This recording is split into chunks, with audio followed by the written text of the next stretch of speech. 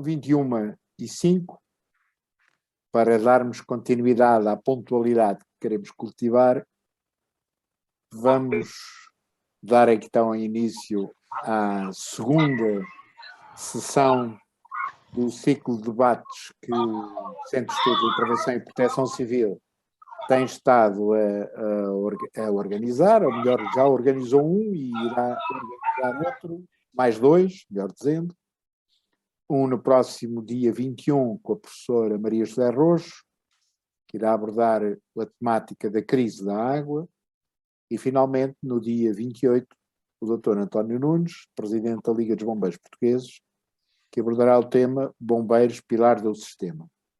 Hoje, o nosso convidado é o professor Jorge Bacelar Gouveia, que irá abordar também um tema muito interessante, ao qual ele tem dedicado particular atenção no contexto da sua atividade académica e de investigação e de produção bibliográfica, que é a segurança comunitária.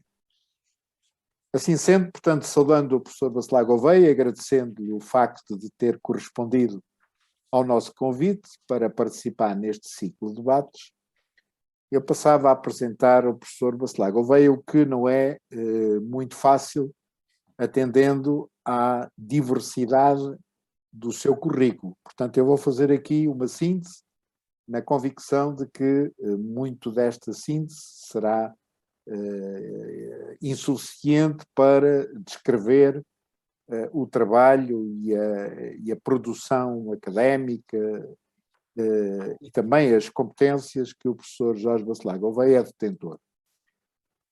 É professor catedrático da Faculdade de Direito da Universidade Nova de Lisboa e também da Universidade Autónoma.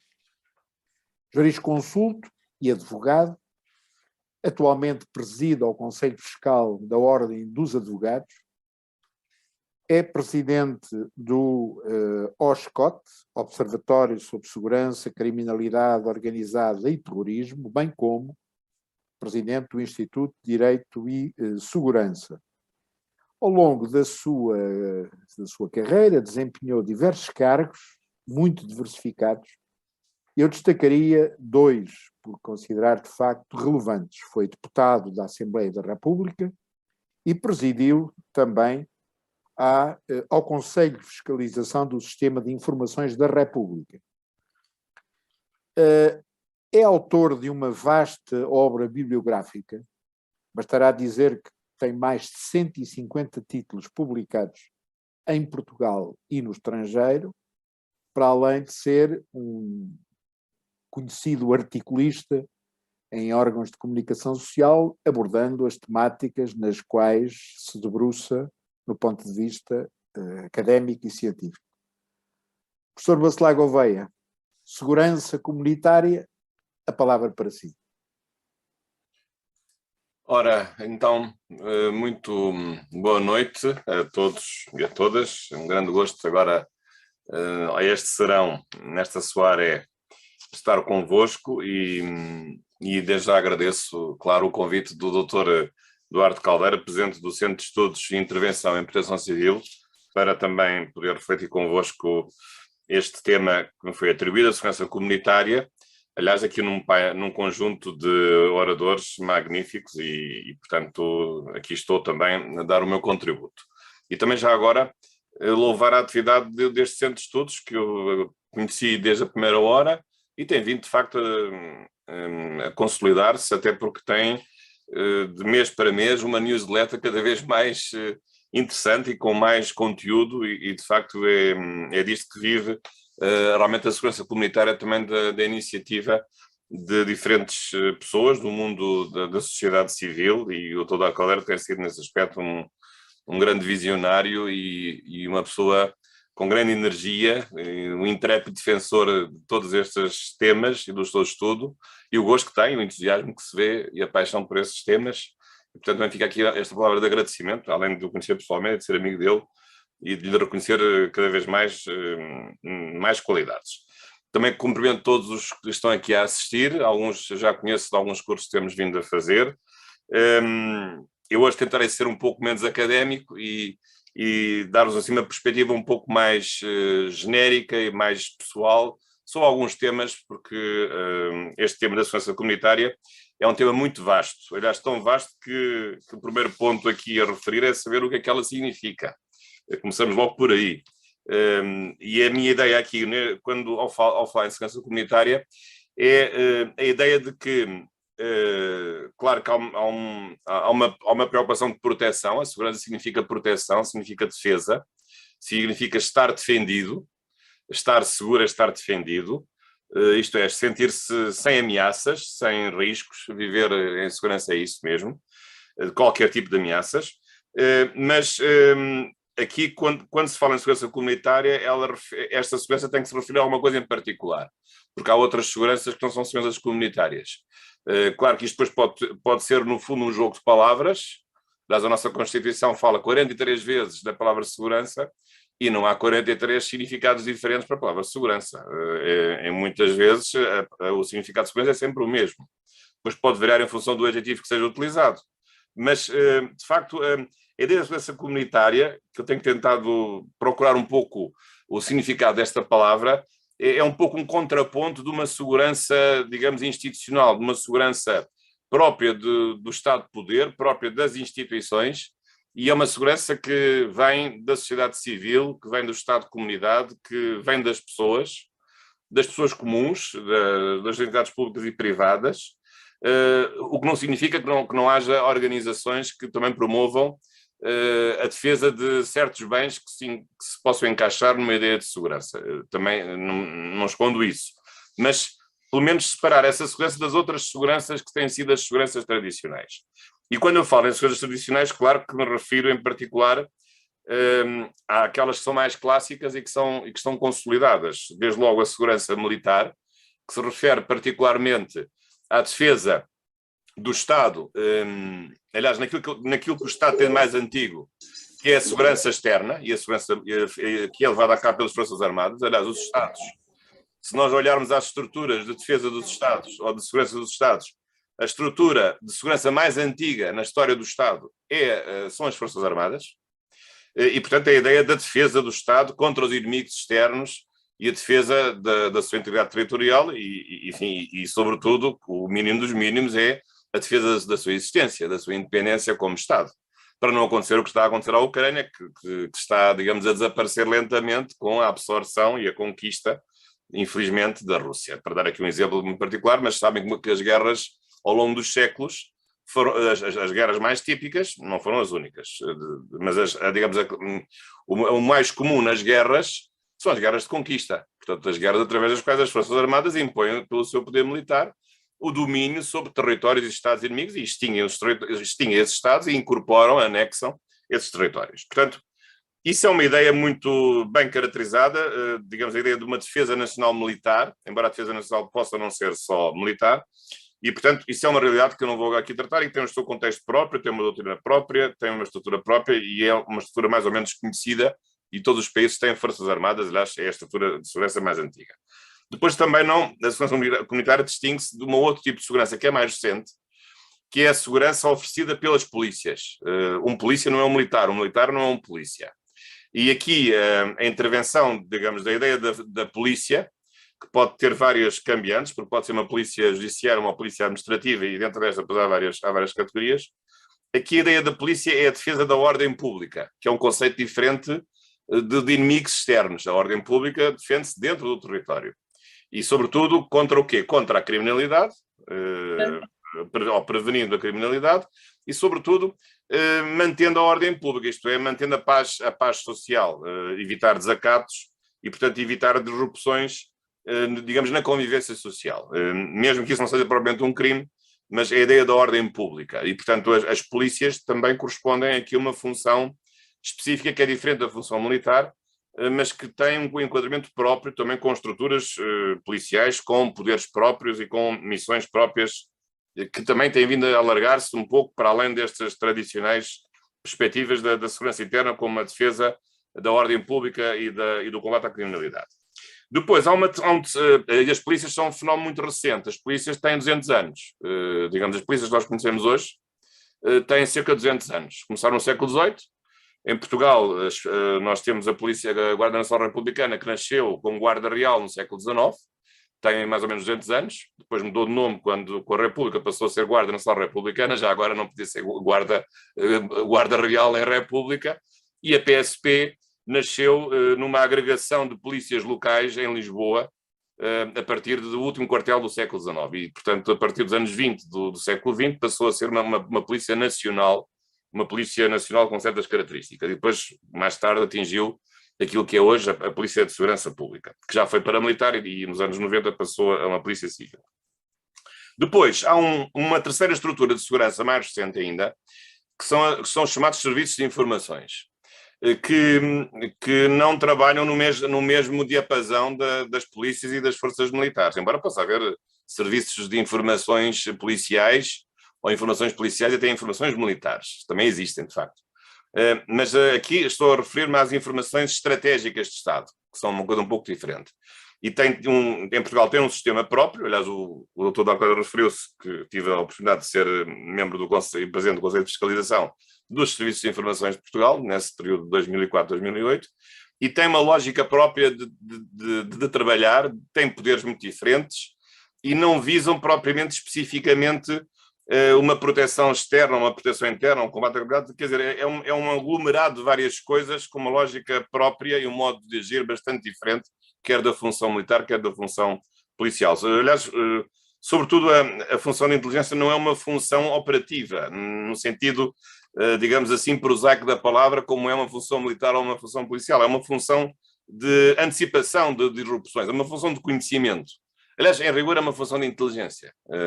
Por isso que em inglês se utiliza mais a palavra intelligence. É verdadeiramente uma função que põe à prova a capacidade de análise dos oficiais de informações no sentido de poder antecipar de uma forma preditiva cenários que têm probabilidade de acontecer e que sejam disruptivos para a segurança nacional. E, portanto, tem uma lógica completamente diferente, quer da função militar, quer da função policial. E, portanto, aquilo que interessa aqui nesta breve intervenção da minha parte é referir um outro mundo, que é um mundo relacionado com a proteção da comunidade, não propriamente contra ameaças de guerra ou ameaças criminais ou de ordem pública, mas, sobretudo, a proteção da comunidade em dois âmbitos distintos. Um deles, que é o mais estudado, é a proteção civil, que corresponde a um sistema próprio, em que se pretende não defender a população ou as populações de atos criminosos ou de atos de guerra ou de golpes de Estado, mas pretende-se defender as populações de riscos e de acidentes naturais e de catástrofes e de acidentes. Portanto, essa é a lógica da proteção civil, desse ponto de vista. Aliás, isso está explicado na Lei de Base da Proteção Civil, que é o diploma de enquadramento de toda esta atividade. Mas depois a segurança comunitária pode ir um pouco além disso, porque nem tudo o que se faz para garantir a segurança da comunidade se integra na ideia de proteção civil. Portanto, hoje a proteção civil é uma coisa mais restrita do que é propriamente a segurança comunitária. Embora eu julgue que a proteção civil também contribui, talvez como principal sistema, como principal função, para a proteção da comunidade no seu conjunto. Claro que podem dizer, mas a comunidade também não se defende com a função militar e com a função policial e com a função de inteligência? Sim, também se defende. Só que aqui a segurança comunitária tem uma lógica diferente. Digamos, é feita através de instituições que nascem da sociedade civil, que não são instituições diretamente ligadas ao Estado, ou pelo menos não tão ligadas ao Estado como são as outras, e abrange um conjunto muito mais diversificado de ameaças contra as quais esta segurança tem de funcionar. E, portanto, isso pode haver ameaças num ou noutro ponto que se relacionam com atos ilegais, com atos criminosos até, por exemplo, a segurança cibernética. Na maior parte dos casos, estas seguranças manifestam-se, digamos, no âmbito da chamada safety, não tanto da security. Portanto, é uma ideia um pouco mais compreensiva daquilo que é realmente a ideia de segurança, embora não deixe de existir essa ideia da segurança. Mas eu ainda assim falaria aqui nos dois aspectos. Em relação à proteção civil, não vou alongar muito, há um sistema de proteção civil que está presente na Lei de Base da Proteção Civil e é um sistema importante porque é plurissetorial, portanto tem que ver abrange um conjunto de atividades e de riscos médicos, de emergência médica, risco de incêndio, risco de epidemias, risco de catástrofes. Portanto, há uma série de riscos que são objeto de intervenção da Proteção Civil, mas a Proteção Civil é um sistema que realmente visa, efetivamente, contrariar, mitigar, prevenir e socorrer, portanto, tanto é preventivo como é repressivo, ex post facto, um conjunto de riscos e de ameaças que se podem colocar realmente à atividade das próprias comunidades. E, portanto, isso significa que hoje nós temos um sistema de proteção civil que tem objetivos determinados, sim, mas também tem os seus problemas. Aliás, o doutor António Nunes depois falará deles, aliás, com muito mais propriedade do que eu.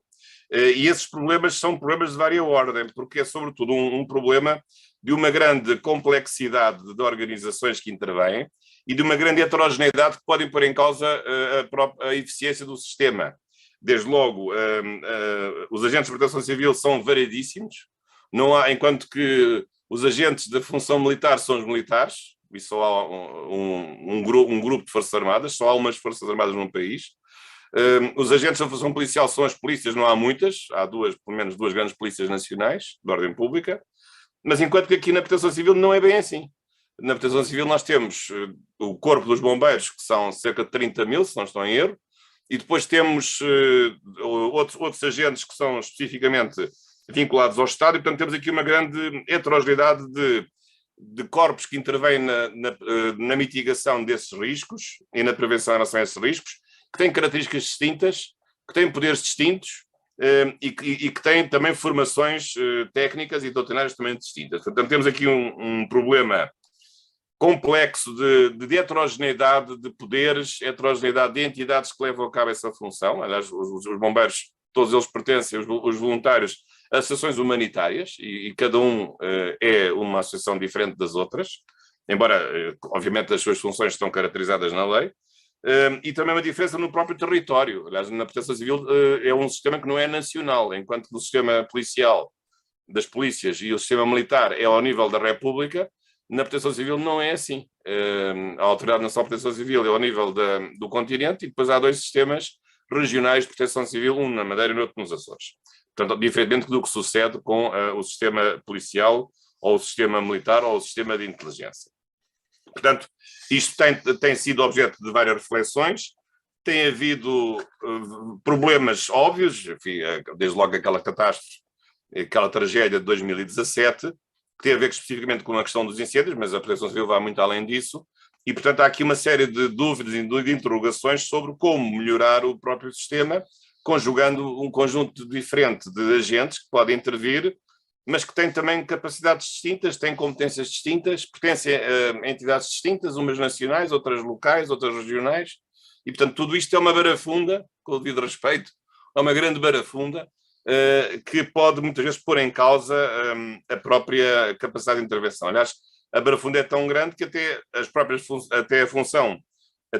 polícias podem ter funções de proteção civil, como é o caso, por exemplo, do Corpo, e não é nenhuma crítica, a UEPS, que é um corpo próprio da GNR, que tem funções de proteção civil, portanto, que sai do âmbito da função policial e é uma entidade, uma polícia de ordem pública que tem um grupo lá dentro, uma unidade, com funções de proteção civil e não funções policiais. Portanto, vejam que as coisas podem chegar a este ponto. E, portanto, tudo isto introduz aqui digamos, um nível de elevada complexidade e dispersão e de heterogeneidade nas características dos poderes de quem intervém e até do território onde essa intervenção se realiza.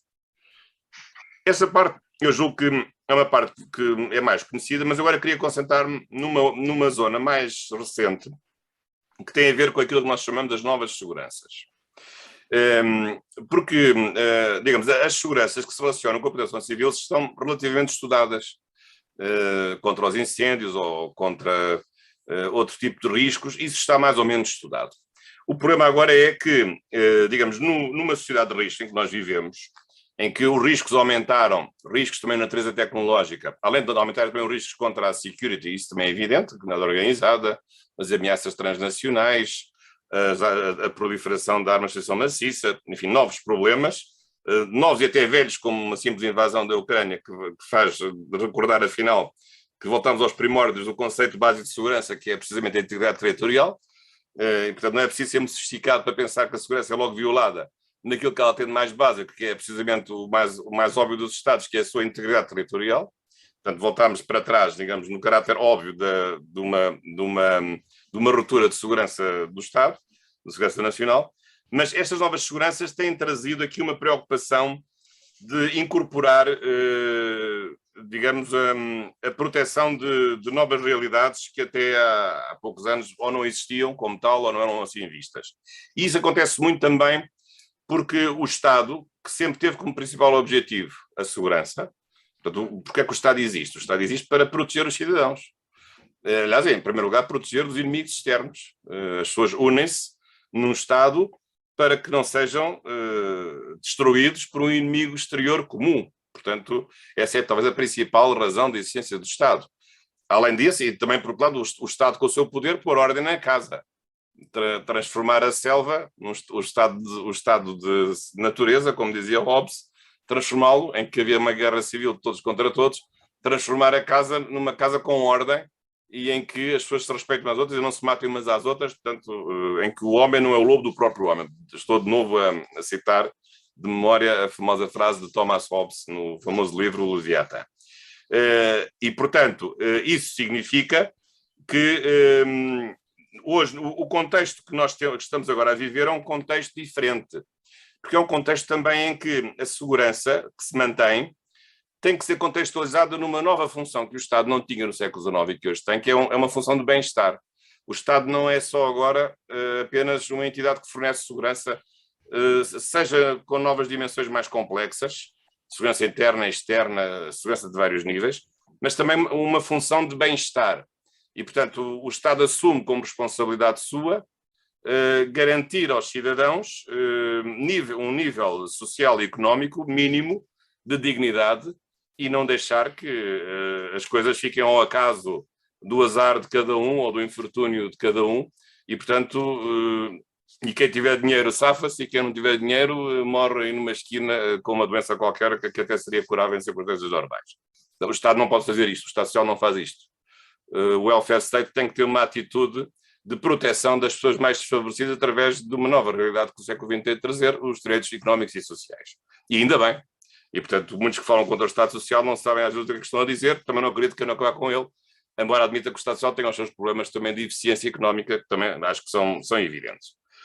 Mas, portanto, neste contexto, então, aparecem também, no fundo, associado ao bem-estar, a criação de novos riscos, novas ameaças a que temos que responder com novas seguranças. E então, quais são as novas seguranças? Vou dar aqui alguns exemplos. Por exemplo, a segurança rodoviária. A partir do momento em que o carro foi inventado, não havia segurança rodoviária quando havia carroças e cavalos. É verdade que, agora só para brincar um pouco do humor negro, é verdade que um prémio Nobel penso que da Química ou da Física, morreu inadvertidamente atropelado por uma carroça, que foi um grande senhor, o marido da senhora Marie Curie.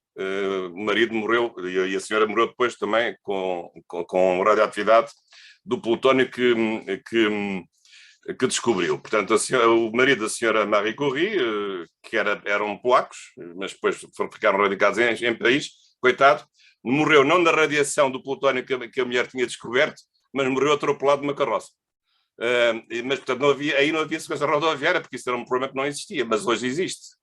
E sabemos bem quais são os dramas que nós temos em relação à segurança rodoviária, com a multiplicação das vias de comunicação, a utilização massiva dos carros, e aliás até em breve haverá aqui um curso que vamos organizar também sobre segurança rodoviária. Mas esse é um ponto muito importante, porque a segurança rodoviária pode ter uma dimensão criminal, se as pessoas conduzem sob o efeito do álcool, mas tem sobretudo uma dimensão de proteção da vida das pessoas e de evitar os acidentes. E é uma questão que não é só uma questão de legalidade, é uma questão de construção de estradas, de construção de pontes, de equipamentos automóveis que tenham os equipamentos necessários para prevenir os acidentes, tenham bons travões, que os travões não desapareçam, portanto, garantir seguranças, que tenham agora airbags, tudo isso tem vindo a evoluir de uma forma grande. Portanto, a questão da segurança rodoviária é uma questão nova, que se coloca precisamente nesta ideia da segurança comunitária. Como também é uma questão nova, outra muito importante, que é a questão da segurança ambiental, por exemplo. não havia segurança ambiental até aos anos 60, porque até aos anos 60 não havia propriamente problemas do ambiente.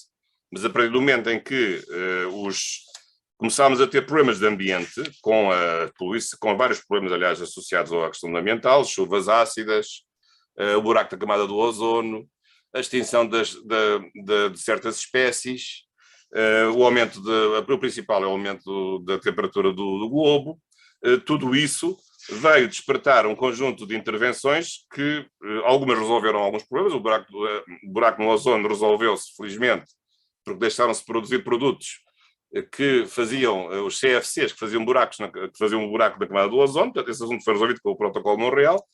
Mas, entretanto, o problema do aumento das temperaturas do planeta, esse é que não está ainda resolvido, e até devido se tenha a resolver, e tem a ver com as emissões também de dióxido de carbono, que é, digamos, o tema da ordem do dia do ponto de vista da proteção do ambiente. Mas há também, de facto, uma segurança ambiental que tem que ser equacionada. Tem uma outra lógica completamente distinta, mas também que é um tema que se insere nesta ideia das novas seguranças e, portanto, há uma política de ambiente, como também há uma segurança na natureza ambiental para precisamente evitar até que o ambiente seja um fator disruptivo e de conflitos nas próprias sociedades. Essa é que é a questão principal. Quer dizer, o ambiente não é só o problema da segurança do ambiente. O ambiente é uma questão muito ampla, tem várias dimensões, mas também tem uma dimensão securitária na questão do ambiente. E até ao terrorismo ambiental. Até vou citar aqui o nome de uma senhora especialista nesta matéria, a senhora Elizabeth Chalecki, que até diz que o turismo ambiental se traduz no agravamento dos conflitos na natureza ambiental, em que os sistemas ambientais podem ser observados como um instrumento ou alvo de atos de terrorismo. E ela até distingue entre os sistemas ambientais enquanto instrumento, resource as tool, a utilização de recursos ambientais para espalhar agentes poluentes ou determinar a escassez de recursos, como seria usar a água de um rio para propagar um agente patogénico, ou os sistemas ambientais enquanto alvo, não enquanto instrumento, mas enquanto alvo. A destruição de estruturas ambientais, assim provocando prejuízo à ordem social ou económica, como seria o rebentamento de uma barragem. Portanto, há um problema de segurança ambiental que é um problema novo. Depois, outro tema, que agora também está muito na moda, pelas piores razões, que é a segurança energética, que tem a ver com a questão da Ucrânia, precisamente. Aliás, é um tema que está na moda já há bastante tempo, não é só de agora, mas aqui o que é a segurança energética? Os autores tinham dois níveis da segurança energética. A segurança energética forte e a segurança energética fraca.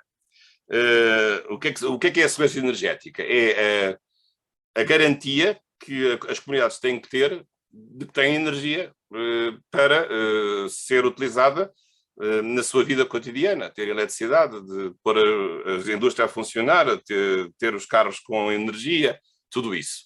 Portanto, há uma segurança energética forte, que é não haver interrupção no fornecimento de energia, e há uma segurança energética fraca, que é não haver um problema de interrupção, mas ter uma energia que seja comportável do ponto de vista dos seus custos.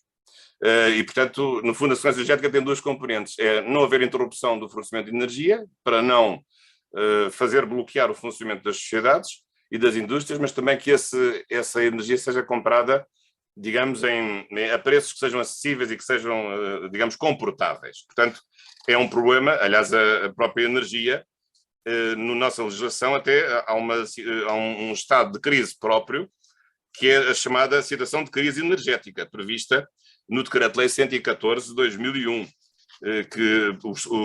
digamos em que se declara, pode-se declarar, o Estado pode declarar uma situação de crise energética. Eu não sei se nós não vamos lá chegar muito em breve. Em que se diz o seguinte: a situação de crise energética caracteriza-se pela ocorrência de dificuldades no aprovisionamento ou na distribuição de energia, que torna necessária a aplicação de medidas excepcionais destinadas a garantir os abastecimentos energéticos essenciais à defesa, ao funcionamento do Estado e dos setores prioritários da economia e à satisfação das necessidades fundamentais da população. Portanto, pode ser declarado a situação de crise ou de emergência energética e podemos lá chegar. Vamos esperar que não, mas podemos lá chegar. Este é outro aspecto, por exemplo, também a segurança energética. Já agora... Fazer uma pergunta. Sim, diga. Já agora aproveitava para perguntar, já que estamos a falar na parte energética, Sim. de acrescentar uma coisa, não sei se encaixa aqui. A segurança alimentar, por exemplo, encaixa-se nesta situação. Eu estou a perguntar isto porque cada vez se fala mais em terrorismo alimentar, inclusivamente em defesa alimentar. Sim, é verdade. Era uma das coisas que eu tinha aqui referidas, mas também se integra perfeitamente. Assim como também, mas já que falou disso, vamos já falar dela, a segurança alimentar. Bem, nós temos um organismo próprio para garantir, não é só para isso, mas temos a ASAI, é uma polícia administrativa, tem uma função dupla. Tem uma função económica, de segurança económica, digamos, garantir que não há crimes económicos ou não há destruções no fornecimento de bens e serviços, como seja o caso do assambarcamento, por exemplo, ou a violação dos direitos dos consumidores, mas também tem uma dimensão que é menos conhecida, que é a dimensão da qualidade alimentar. Precisamente para garantir que os bens que são consumidos, sobretudo na restauração, e que são vendidos nos supermercados, bens alimentares, não sejam bens deteriorados e que tenham um mínimo de qualidade. E, portanto, tem essas duas, aliás, a ASAI chama-se precisamente a Autoridade de Segurança Económica e Alimentar. Portanto, tem essas duas componentes e, portanto, podemos dizer que, digamos, há uma segurança económica neste sentido, no sentido de haver a necessidade de respeitar uma legalidade na fixação dos preços que não seja disruptiva do funcionamento da sociedade e que sobretudo, não ponha em causa também, digamos, uma concorrência, não diria perfeita, mas razoável, mas também há uma segurança alimentar. Aliás, há a segurança alimentar e económica, melhor dizendo, estou aqui a trocar as duas letras, alimentar e económica. Mas são as duas coisas. Sim. Eu fiz a pergunta porque até há pouco tempo falava só de higiene e segurança alimentar. Não se falava de defesa alimentar. A defesa alimentar foi um conceito novo que apareceu nos últimos anos. Sim, e bem. E tem a ver com a própria criminalidade associada muitas vezes à alteração dos alimentos intencionalmente. Sim. Uns intencionalmente por questões económicas, outros intencionalmente por questões de terrorismo mesmo. Sim, pode haver. Aliás, o terrorismo pode ser um terrorismo, eu referi há pouco ao terrorismo ambiental. Meter um veneno num rio e o rio, olha, o caso de Lisboa, que é a água que nós bebemos enfim, agora não fiquem com medo de beber a água das torneiras de Lisboa, mas a água que vem das torneiras de Lisboa vem do rio Alviela. Agora imaginem que há lá um senhor que mete lá no rio Alviela uns bidões de um qualquer produto tóxico que nos vai matar a todos aqui em Lisboa. Portanto, isto é um problema de terrorismo ambiental, em que aqui neste caso o rio é usado como um instrumento para fazer terrorismo ambiental. Mas já agora que fala disso, também há um conceito paralelo a esse, que é um conceito menos conhecido, embora o Brasil tenha uma lei muito importante sobre isso, que é chamada biossegurança, ou segurança biológica, que precisamente tem que ver com o quê? O que é a segurança biológica? É a ideia de que é preciso tomar providências contra os danos sociais que sejam causados pelos agentes biológicos patogénicos. Portanto, a ideia da segurança biológica que é parecida com a ideia da segurança alimentar. A chamada biossegurança. Aliás, o Brasil tem uma lei importante, a lei da biossegurança, precisamente para impor aos produtores o respeito de um conjunto de regras de segurança para evitar a proliferação de agentes patogénicos que possam pôr em causa a saúde das pessoas. Isto não é bem a agricultura biológica, não é bem isso.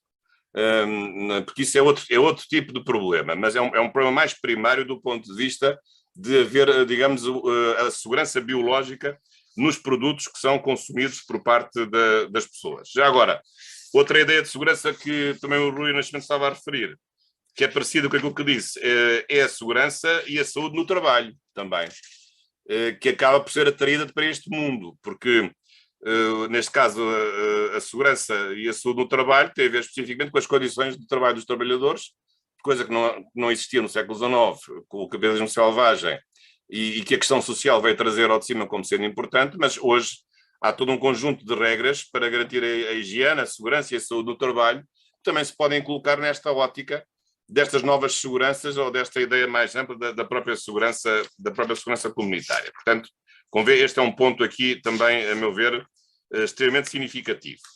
Depois, mas ainda há mais, eu ainda queria referir aqui mais coisas. Também queria referir, por exemplo, a segurança cibernética, também que está na ordem do dia, ou seja, a segurança no ciberespaço. Esse é um assunto mais complicado porque na segurança do ciberespaço nós temos aqui depois várias coisas que se misturam, porque temos uma dimensão pública e privada, porque o ciberespaço tem estruturas públicas e estruturas privadas, e o ciberespaço não tem só problemas de safety, tem sobretudo também problemas de security, porque os ciberataques são atos criminosos, são crimes. Para todos os efeitos são qualificados como crimes. E até pode haver ciberterrorismo e ciberguerra. Portanto, também podemos aqui juntar, no fundo, as várias funções da segurança nacional, a função militar, a função policial e a função de proteção civil no âmbito do ciberespaço, porque, digamos, é um lugar onde podem confluir todas essas intervenções para fazer face a diferentes ameaças, porque elas podem ter, digamos, contornos bastante diferentes. Mas a segurança no ciberespaço ou a segurança cibernética, no início, é uma segurança da própria comunidade dos utilizadores do ciberespaço. Claro que depois pode transformar num problema de segurança nacional quando for transferida e afetar também as estruturas críticas do próprio Estado. Portanto, desse ponto de vista, também é uma questão que pode ser vista das duas perspectivas. Outra coisa também, já agora, que eu queria acrescentar ainda, também a segurança sanitária, a segurança na saúde. Essa nós conhecemos particularmente bem nos últimos 2 anos. Aqui, quem sofre de saúde não são as instituições. As instituições não têm vírus nem têm doenças. Quem tem doenças são as pessoas. E, portanto, a segurança sanitária é a segurança das pessoas, da saúde das pessoas, o direito à saúde. E, portanto, desse ponto de vista, também há uma lógica de segurança da saúde de todos nós, individual e também que se repercute coletivamente, e, portanto, o Estado tem que se ocupar da proteção da saúde, mas isto não está na proteção civil. Poderá estar um pouco na emergência médica, enfim, que não é bem proteção civil, mas é um mundo um pouco à parte disto e tem a ver com uma função do Estado, com uma função, digamos, de garantir as condições de saúde. Isto é típico de um Estado social. Mas com certeza mas o Ministério da Saúde não está dentro do sistema de proteção civil e tem uma lógica de funcionamento próprio também mesmo em situações de emergência sanitária. Mas, portanto, é uma realidade diferente, nova. Nós vivemos agora esta crise pandémica, e sempre tivemos problemas de saúde, não é só crise pandémica, a preocupação com as vacinas, a preocupação com, digamos, a garantia da saúde pública e um sistema nacional de saúde que tem vindo enfim, que tem sido um êxito, na verdade, na nossa democracia recente, mas que agora nos últimos tempos foi particularmente posta à prova com a questão da Covid-19 e de todos os dramas que daí resultaram do ponto de vista de uma intervenção mais agressiva e intrusiva do Estado para garantir essa mesma segurança sanitária. Em matéria de novas seguranças, o que é que eu gostaria aqui ainda de referir? Bem, a Polícia Municipal, portanto, também é uma lógica tipicamente comunitária, porque a Polícia Municipal não é uma polícia de ordem pública e, portanto, protege as comunidades contra incivilidades ou certos atos que podem ser ilegais, mas que são de baixa intensidade, portanto não são crimes. A Polícia Municipal não tem competência em matéria de prevenção criminal, nem tem competência em matéria de ordem pública. Mas é uma polícia que estabelece também uma segurança dos municípios ao nível da legalidade administrativa, da legalidade urbanística, da legalidade do ordenamento do território, e, portanto, também tem uma função muito importante nesse campo. Portanto, como veem, há aqui, digamos, uma pleia diferenciada de preocupações de segurança específicas em várias áreas, alimentar, económica, rodoviária, cibernética, ambiental, biológica, económica, sanitária, que são coisas muito diferentes entre si, mas que, no fundo, hoje se reconduzem e provam a importância do novo conceito de segurança, que tem realmente vindo a afirmar-se, que é o conceito de segurança humana, que é um conceito que superou o conceito tradicional, segundo o qual a segurança era apenas a paz entre os Estados, ou digamos, a ordem pública, ou os Estados não serem atacados por inimigos, portanto, a segurança no sentido político ou militar e do Estado instituição, do Estado aparelho, mas a segurança é muito mais do que isso, porque a segurança é a segurança, sobretudo, dos cidadãos desse Estado, porque o Estado não tem alma, o Estado não tem espírito, o Estado é uma estrutura artificial, enfim, artificial que tem as suas funções, tem os seus poderes e com certeza que tem titulares de carne e osso, que são os governantes, que emprestam a sua vontade e as suas decisões e que as imputam ao Estado e para o Estado poder funcionar através das suas próprias vontades e deliberações. Mas, na verdade, a segurança humana veio mostrar que a ideia de proteção que nós temos que ter numa sociedade do século XXI e de um Estado do século XXI não é apenas uma mera segurança política ou militar, ou uma segurança policial, mas é muito mais do que isso. É uma segurança que deve abranger outros espaços novos em que há percepções de insegurança em relação às quais se justifica uma intervenção específica para proteger essa mesma segurança, que não tem que ser agora uma intervenção do Estado, pode ser uma intervenção privada, pode ser uma intervenção local, pode ser uma intervenção regional, pode ser uma intervenção do terceiro setor, como é o caso, por exemplo, dos bombeiros, são típicas organizações do terceiro setor social, nem é público nem é privado. E, portanto, tudo isto mostra toda a diversidade que a segurança comunitária pode trazer. Portanto, desse ponto de vista, de facto, a segurança humana mostra-se muito mais apta a explicar todas essas novas preocupações que, no fundo, são o resultado também de uma multiplicação de ameaças que não existiam até aos anos 60, mas que hoje passaram a existir e que às quais nós temos que dar uma resposta. Portanto, hoje o que se deve pensar é que a segurança humana, longe de afastar a segurança tradicional, é uma segurança que, na verdade, é importante para tornar mais completa essa sensação de segurança dos cidadãos. Porque os cidadãos não estão só preocupados com a defesa do seu território, ou não estão só preocupados com a defesa de crimes. Há mil e uma coisas mais que nos apoquentam na nossa vida coletiva.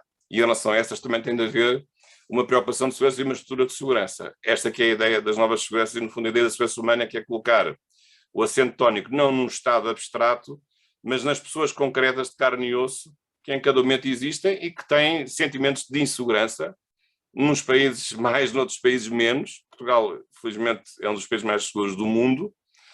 Não sei se no âmbito cibernético, não me parece, mas no âmbito da segurança interna, sim.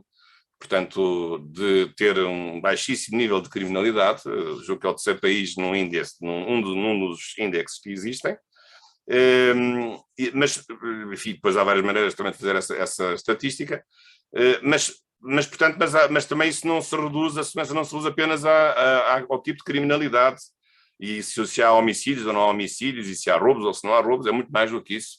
A segurança é todo um mundo muito mais vasto, tem a ver com todas essas ameaças e tem campos específicos de intervenção: segurança energética, segurança rodoviária, segurança alimentar, segurança económica, segurança cibernética e até a segurança privada, no fundo, porque a segurança privada, e com isto termino. A segurança privada também, no fundo, traduz um desejo de autoproteção dos cidadãos. A segurança privada não tem nada a ver com o Estado, é feita por empresas privadas, que são contratadas por entidades privadas e algumas até também públicas, e essas empresas fazem segurança no sentido de vigilância, de guarda de valores, basicamente contra atos ilícitos de intrusão ou de ameaça, portanto, por parte de meliantes. Mas também pode haver, a segurança privada também pode ter funções em matéria de safety, não apenas em matéria de security. Mas no âmbito muito mais restrito, há uma lei da atividade da segurança privada que estabelece os seus limites precisos naquilo que podem fazer. Mas a verdade é que, neste momento, o corpo da segurança privada no nosso país é muito superior às duas polícias juntas. Segundo me disseram as últimas estatísticas, já são mais de 60 mil os seguranças privados que nós temos no país, portanto já ultrapassaram muito os 23 mil mais 23 mil, os 46 mil que nós temos de efetivos da GNR e da PSP. E, portanto, a segurança privada hoje, do seu conjunto, já ultrapassou todo o somatório das forças e serviços de segurança que existem no país. Isto não é necessariamente uma crítica, mas é óbvio que é preciso saber o que é que cada um deve fazer e quais as fronteiras que se devem desenhar. Elas têm sido trabalhadas, a verdade é essa. Tem havido aqui alguma cautela em manter certas atividades na órbita da segurança pública e não as deixar escorregar para a segurança privada, mas é um domínio que está sempre em mutação e, sobretudo, qual é o problema da segurança privada? Além de muitos outros. Nem é tanto o problema da privatização, é o problema da desigualdade que a segurança privada cria, porque se a segurança privada aumenta muito na sua intervenção, pode criar aqui uma desigualdade no acesso à segurança. Porquê? Porque as grandes empresas ou as pessoas ricas têm guarda-costas e os pobres não têm dinheiro para comprar guarda-costas. Nem têm dinheiro para contratar uma empresa de segurança para vigiar o seu apartamento, mas os ricos ou as pessoas, os ricos que andam na rua, têm guarda-costas pagos milionariamente. E, portanto, isto é um problema aqui também de desproporção numa proteção que quem tem dinheiro pode ter e quem não tem dinheiro não pode ter, quando a segurança deve ser um bem ao qual todos devem aceder, como a saúde, como a educação, como a cultura ou como a segurança social. Mas também há um problema também de, digamos, de desigualdade social em matéria de acesso à própria segurança, à segurança privada. Para terminar, o que é que tudo isto me faz pensar? Acho que há aqui há um problema de fundo que é uma grande desorganização de tudo isto. Isto é, há uma multiplicação de sistemas setoriais, alguns que são óbvios e que não estão em causa, o Sistema de Defesa Nacional, das Forças Armadas, ou o sistema de segurança interna, o Sistema Integrado de Segurança Interna, o SSI, ou o Sistema de Informações, enfim, funciona mais estritamente. O Sistema de Proteção Civil também é menos sistema, mas apesar de tudo tem a sua coerência interna. Mas depois há todas estas franjas das novas seguranças que estão muito mais dispersas e que estão a mercê de intervenções completamente dispares de agentes privados e públicos, uns com mais poder, outros com menos poder, uns locais, outros nacionais, uns regionais. E, portanto, isto pode gerar aqui uma grande desorganização do ponto de vista da sua intervenção. E, portanto, acho que deve haver aqui uma preocupação de concatenar todas essas intervenções numa lógica de uma segurança integrada nacional, em que pudesse haver a maior conciliação possível para evitar redundâncias ou para evitar áreas em que nenhuma entidade se considera competente, portanto, conflitos positivos ou negativos de competência de intervenção, e penso que isto deve ser objeto de reflexão. Aliás, após isto, eu até vos recomendo um livro que foi organizado pelo professor Nelson Lourenço e pelo general Agostinho Costa, que agora tem feito, aliás, umas intervenções sempre ativas após esta questão da Ucrânia, em que precisamente se defende uma lógica de um sistema integrado de segurança nacional, no qual tudo isto deve ser visto em conjunto e não por setores setoriais, ou setores setoriais são plenários, mas setores específicos, cada um no seu canto, e não haver aqui interação. É verdade que tem havido alguma evolução nesse sentido, porque as Forças Armadas têm colaborado com a Proteção Civil e as Forças Policiais também, em várias áreas, isso está previsto, há protocolos de cooperação. Isso tem vindo, digamos, essas paredes estanque têm sido derrubadas, tem havido cooperação, que não significa nem mistura, nem fusão, nem diluição de competências, porque cada um sabe o que faz e faz bem aquilo que faz, mas ainda assim é preciso olhar a novas realidades que estão a surgir e também incorporá-las nas intervenções mais tradicionais que a Segurança Nacional tem tido e que até agora têm sido indiscutíveis. Mas não pode viver sem estas novas realidades e é preciso integrar estas novas realidades também com as seguranças tradicionais. E, portanto, tudo isto integra um conceito maior de segurança humana, que é isso que nós pretendemos, que aliás que é um conceito que vai muito além daquilo que eu disse. A segurança, para os autores mais fundamentalistas, porque há vários níveis de radicalização do discurso da segurança humana, mas há quem diga que a segurança humana inclui a própria segurança da democracia e o próprio funcionamento da justiça. Portanto, digamos, o discurso mais radical da segurança humana é o discurso segundo o qual tudo é segurança. Tudo aquilo que se passa num Estado é a segurança. Bem, mas também se for assim, para que então se tudo é segurança, qualquer perturbação é uma insegurança. Portanto, então não há mais nada a não ser segurança e insegurança. Também penso que é capaz de ser um discurso exagerado que acaba por, ao transformar todos os problemas em problemas de segurança, acaba por não acrescentar nada de novo nos problemas. E, portanto, os problemas não se resolvem com palavras, resolvem-se com a segmentação e as soluções específicas que cada ameaça pode provocar e a resposta que se pode dar a essa ameaça e esse risco, mitigando, evitando e resolvendo se ele acontecer. Penso que é assim que a questão se pode colocar. Mas, na verdade, este panorama que eu vos apresentei é um panorama de uma total de fragmentação das intervenções de segurança, porque elas são pontuais perante ameaças específicas no seu objeto, específicas no seu território, específicas e até plurimas nas entidades que podem intervir, até podem ser várias, e, portanto, isto pode provocar um conjunto de dificuldades de obtenção de um resultado mais eficiente, que é isso que se pretende. Portanto, era um pouco esta minha reflexão, assim, depois de jantar, por acaso até nem sequer bebi álcool ao jantar, mas é a reflexão que eu vos deixo depois de jantar, e agora estou à vossa disposição, claro, para... Bem, não vi óculos por causa da conferência, podia ter vindo à mesma, mas não calhou. Portanto, estou à vossa disposição para agora podemos ter aqui um tempo de debate. Acho que o Rui, muito bem, também já antecipou, mas agora vamos talvez generalizar. E o Dr. Duarte Cláudio disse para eu falar durante 30 minutos, mas eu já vamos em 50 minutos, é sempre assim. Mas acho que agora é a altura de eu me, digamos, calar e devolver a palavra ao Dr. Duarte Caldeira e podemos ter aqui um diálogo com os colegas que assim entenderem. E agradeço uma vez mais esta oportunidade que me dão e com muito gosto de dar aqui também o meu contributo. Muito obrigado. Muito obrigado, professor. Antes de colocar a questão à consideração dos presentes, de quem deseja fazer alguma questão ou alguma pergunta, eu, uma vez que não citou, eu permito-me citar. O professor Bacelar Gouveia editou um livro, uma obra chamada Direito da Segurança, cujo seu capítulo 15º é exclusivamente dedicado à segurança comunitária e à proteção civil.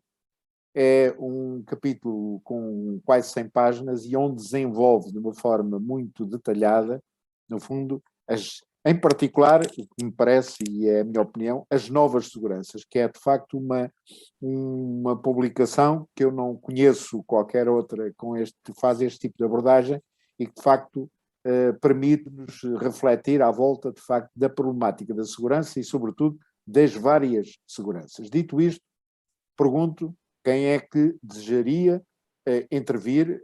Quem desejar intervir, faça o favor de dar sinal desse facto e, como os nomes estão mais ou menos identificados, não é necessário dizer o nome, mas colocar a questão que desejarem ou o comentário que desejarem.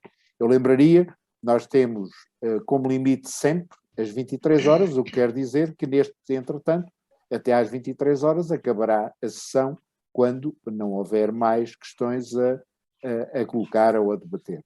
Então, eu já agora fazer uma pergunta. Só um momento, então, professor Bacelar. Caldeira, já agora já que o doutor Caldeira falou disto, isto não estava combinado. Para ter não estava combinado, não, senhor. É que hoje recebi a prova de capa desse livro.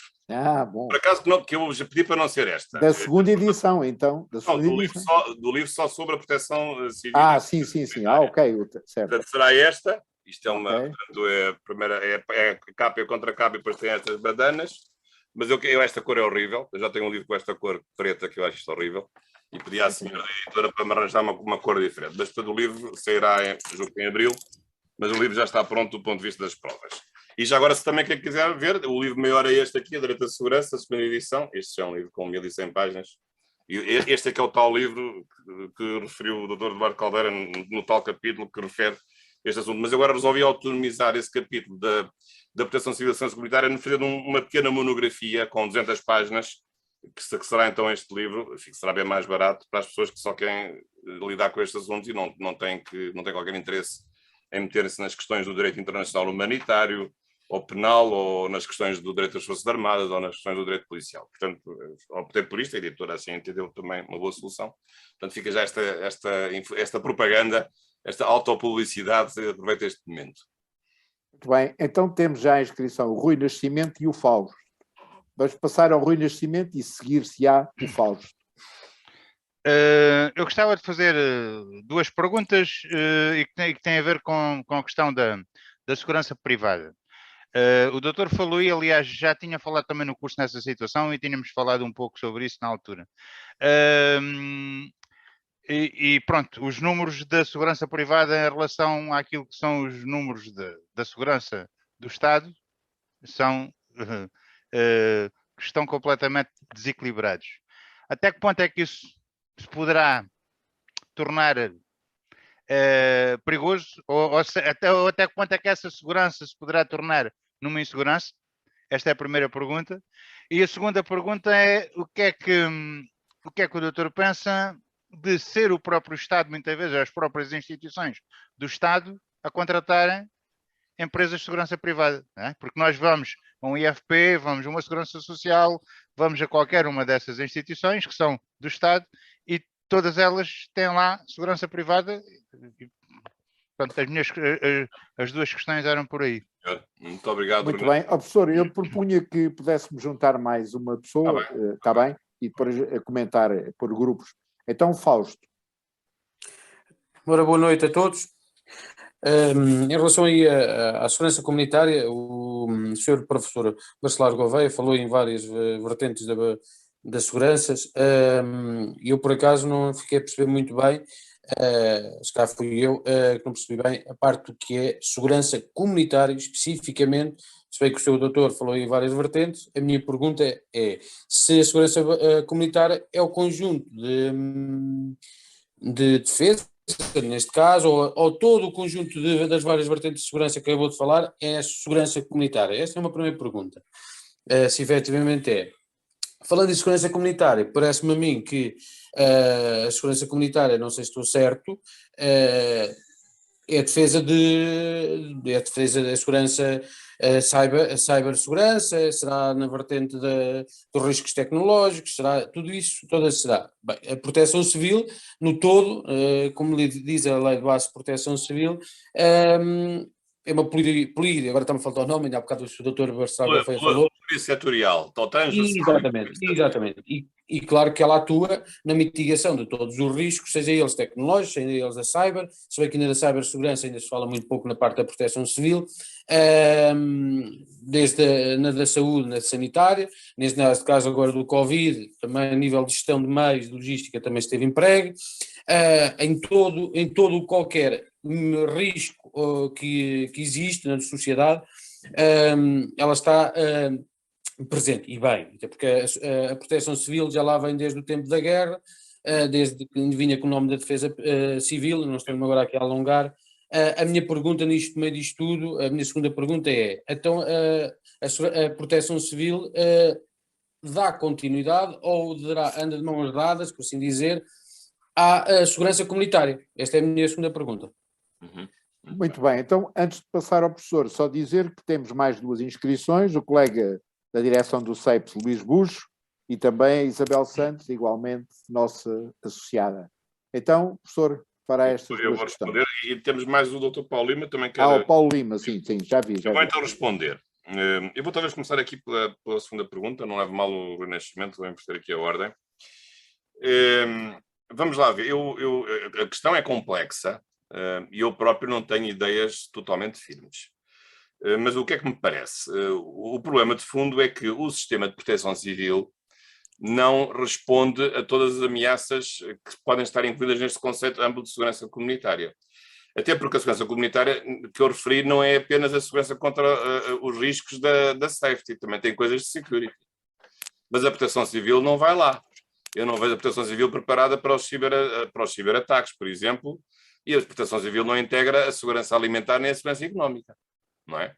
Portanto, o que é que eu acho? Acho que há um sistema principal que é o da proteção civil, sim senhor, que está organizado de certa maneira, mas depois há um conjunto de estruturas de segurança, digamos, periférica, que também contribuem para a segurança da comunidade, que não estão na proteção civil, naquilo que nós achamos que é a proteção civil, não é? Portanto, do ponto de vista conceptual, que não estão lá, mas também contribuem para a segurança das populações, em vários níveis, ainda por cima, podendo às vezes contribuir para a segurança contra atos contra a security e não apenas contra a safety.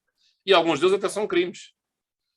Portanto, o caso, por exemplo, dos ciberataques ou outra coisa qualquer, portanto, ou a segurança rodoviária, que é realizada pela polícia, em grande medida, e não pela proteção civil. Portanto, esta aqui é a grande dificuldade, porque nós temos que conjugar aqui os sistemas que são estabelecidos com intervenções periféricas e pontuais que são muito específicas e que só são, podem nem sequer ser sistemas, são organismos, até, digamos, unipessoais ou individuais, que atuam sobre certas realidades. E, portanto, essa é que é a questão de fundo. Agora, se houvesse um sistema nacional de segurança, isto podia ser tudo integrado, mas o problema é que depois há aqui, digamos, no âmbito da segurança comunitária, há uma grande assimetria, porque temos entidades públicas como privadas, temos entidades que são mais especializadas e são territorialmente localizadas, como temos entidades nacionais. Temos um pouco de tudo. Agora, se me pergunta se se a segurança comunitária, digamos, pudesse evoluir para uma segurança que fosse apenas levada a cabo pela Proteção Civil e a Proteção Civil pudesse incorporar todos estes organismos, por exemplo, a parte da segurança alimentar, ou a parte da segurança energética, ou a parte da segurança económica, pudesse tomar medidas para garantir essa segurança, ou a segurança biológica, isso não seria destituído de fundamento. Mas eu não sei bem como é que isso vai fazer. E, portanto, essa é que é a questão de fundo, a tal fragmentação que está à vista da articulação de todas essas intervenções, que muitas vezes são intervenções difíceis. Aliás, eu não foi num caso mais óbvio de todos. Por exemplo, a busca e o salvamento não são feitas pela Proteção Civil, são feitas, bem, algumas podem ser, mas são feitas pelos militares e pela Força Aérea. Não vamos esquecer isto. A salvação marítima e a salvação aérea, o salvamento marítimo e aéreo, são uma competência das autoridades militares. Porque também tem os meios, tem os aviões e tem os barcos de longo curso. Não é? Sim, Sr. Bacelar, desculpa interromper. A Proteção Civil, como você sabe melhor que ninguém aqui, é um ato mais de coordenação, mitigar, mas é de coordenação, não de salvar. É uma entidade de coordenação, que às vezes até é confundido por algumas entidades de mandar, mas não de mandar, mas sim de coordenar. É por isso. É na questão da parte alimentar, se calhar... Aqui é socorro, não é? Neste caso, a pessoa que se está a afogar no mar não é um ato de socorro, é um ato de socorro. Não, mas não manda, é acordar. A Proteção Civil não visa socorrer as pessoas, visa socorrer ou não? Sim, socorrer, mas a entidade não socorre, coordena. Sim, mas o que eu estou a dizer é que, digamos, o ato material de socorrer no afogamento é um ato de Proteção Civil, não é um ato militar, não é? Mas quem é que o faz? É uma entidade militar que o faz.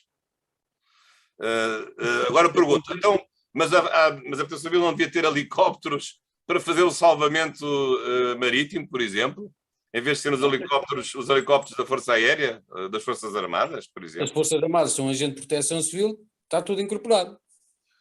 Pois, mas é que as Forças Armadas não têm essa doutrina de proteção civil. As Forças Armadas estão concebidas, têm uma missão secundária de proteção civil, mas não têm uma missão primária de proteção civil. Eu, por acaso, estou a fazer um trabalho em que é a articulação operacional entre os agentes todos de proteção civil e as lacunas disso. Por acaso, estou a fazer um trabalho sobre isso. Bom, mas pronto, mas eu não estou a dizer que isso que se está a dizer não está certo, não estou a dizer isso. Estou a dar exemplos, digamos, como isto é complicado. Aliás, a complicação não é só na proteção civil com as Forças Armadas, é até desde logo entre as Forças Armadas e as forças policiais. Porque os militares não podem prender ninguém. Não são autoridades policiais.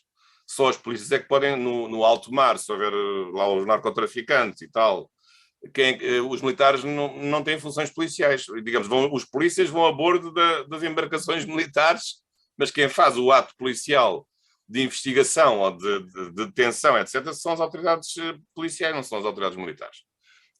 Qualquer pessoa pode prender outra pessoa em flagrante delito. Isso não é preciso ser polícia para isso. Mas há aqui depois uma necessidade de conjugação de uma entidade que tem os meios, mas a outra entidade que tem os poderes. E, portanto, isto às vezes não está junto na mesma instituição. Esse é que é o problema. Depois, agora, em relação às perguntas do Rui Nascimento, enfim, que já falamos sobre isso, a preocupação de ter um número de efetivos da segurança privada que seja, de facto, até superior ao número de efetivos de todas as forças e serviços de segurança pública. Digamos, se isto não põe em causa o equilíbrio das coisas.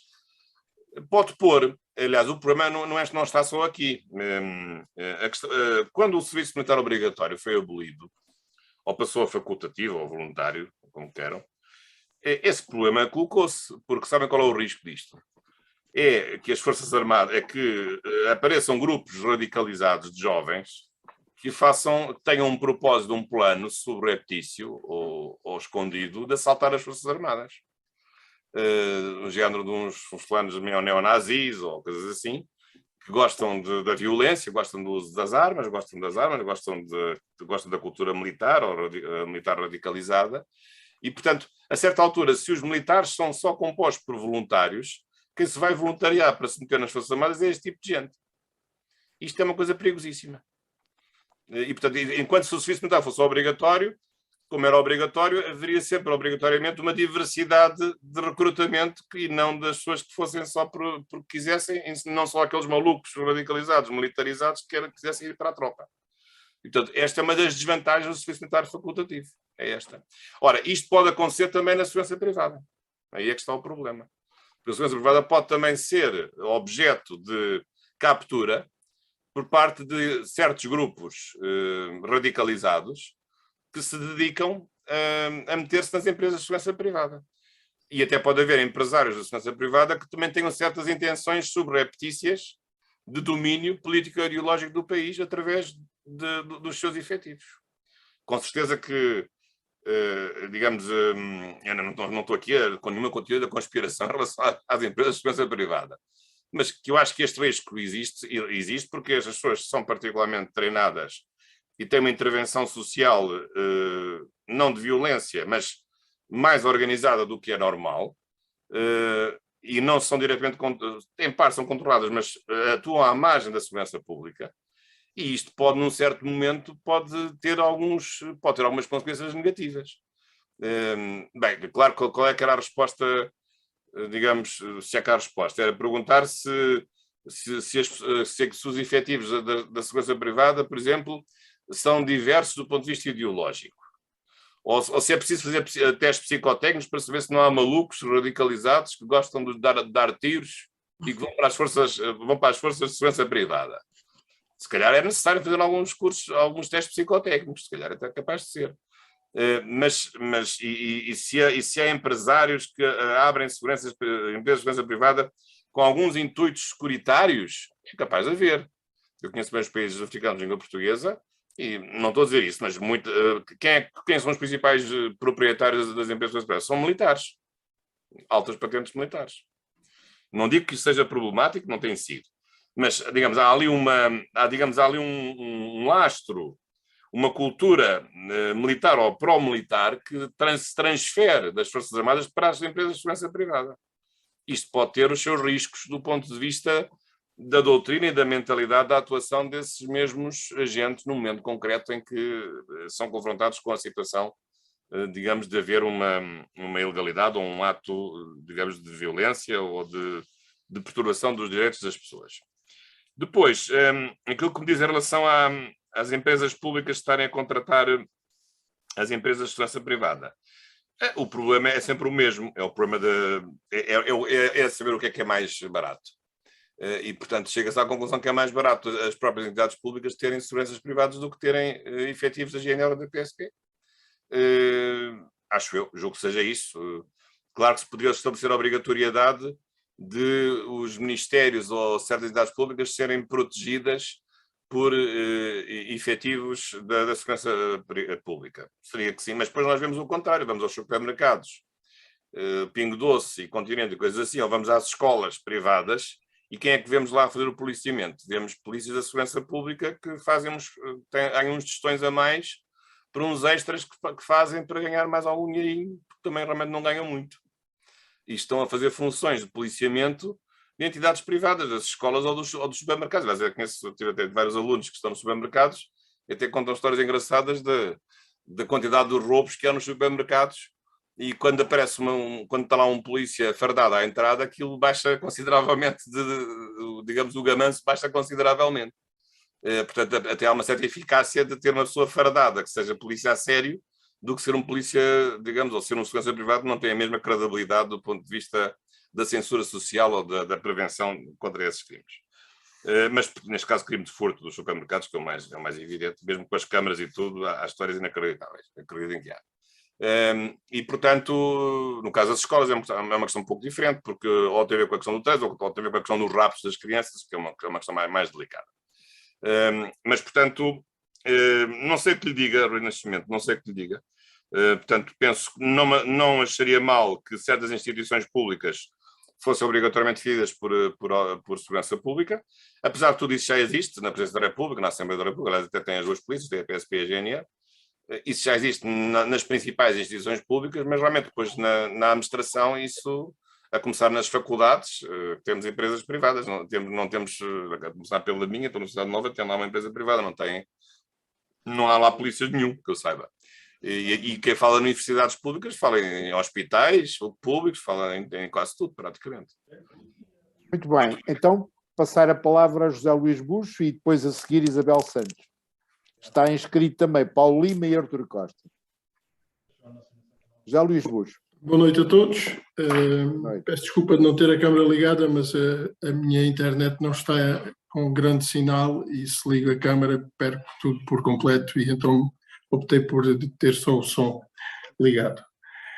Pronto, aquilo que eu queria questionar e agradecer ao professor a excelente aula que aqui nos deu, tinha a ver com isto que acabou agora de falar e que foi colocado também pelo colega, que tem a ver com a questão da GNR e da PSP realizarem trabalhos de gratificado em dias em que deviam estar, em dias ou horas que deviam estar a descansar. Para ganharem mais alguns tostões, como o professor disse, porque aquilo que ganham não é suficiente. Eu penso que a GNR e a PSP deviam cumprir a sua missão dentro daquilo que são os horários e não terem que trabalhar mais horas para além dos seus horários e no seu descanso, porque todos nós temos direito ao nosso descanso. E realizar o nosso descanso com trabalho, penso que não é aquilo que todos nós queremos, nem depois, quando vêm novamente pegar ao serviço, poderão não estar nas melhores condições, quer físicas, quer psíquicas, para desenvolver a sua atividade de polícias. E, por outro lado, tinha aqui mais duas questões, gostava de ouvir o comentário do professor. A primeira questão é o alargamento das atividades da GNR e das suas competências nos domínios das atividades que tradicionalmente competem aos bombeiros e há algumas outras atividades, nomeadamente questões que competem ou era tradicionalmente desenvolvida por alguns ramos das Forças Armadas, nomeadamente a Marinha. E a última questão tem a ver o que é que o professor pensa se estamos a caminhar ou não para a privatização da emergência nos domínios da saúde e do combate aos incêndios. Era só. Muito obrigado. Muito bem, portanto, passamos a Isabel Santos e depois o comentário do professor. Então, boa noite a todos e muito obrigada pela excelente lição que nos deu e esticar-nos o cérebro é sempre uma coisa muito boa.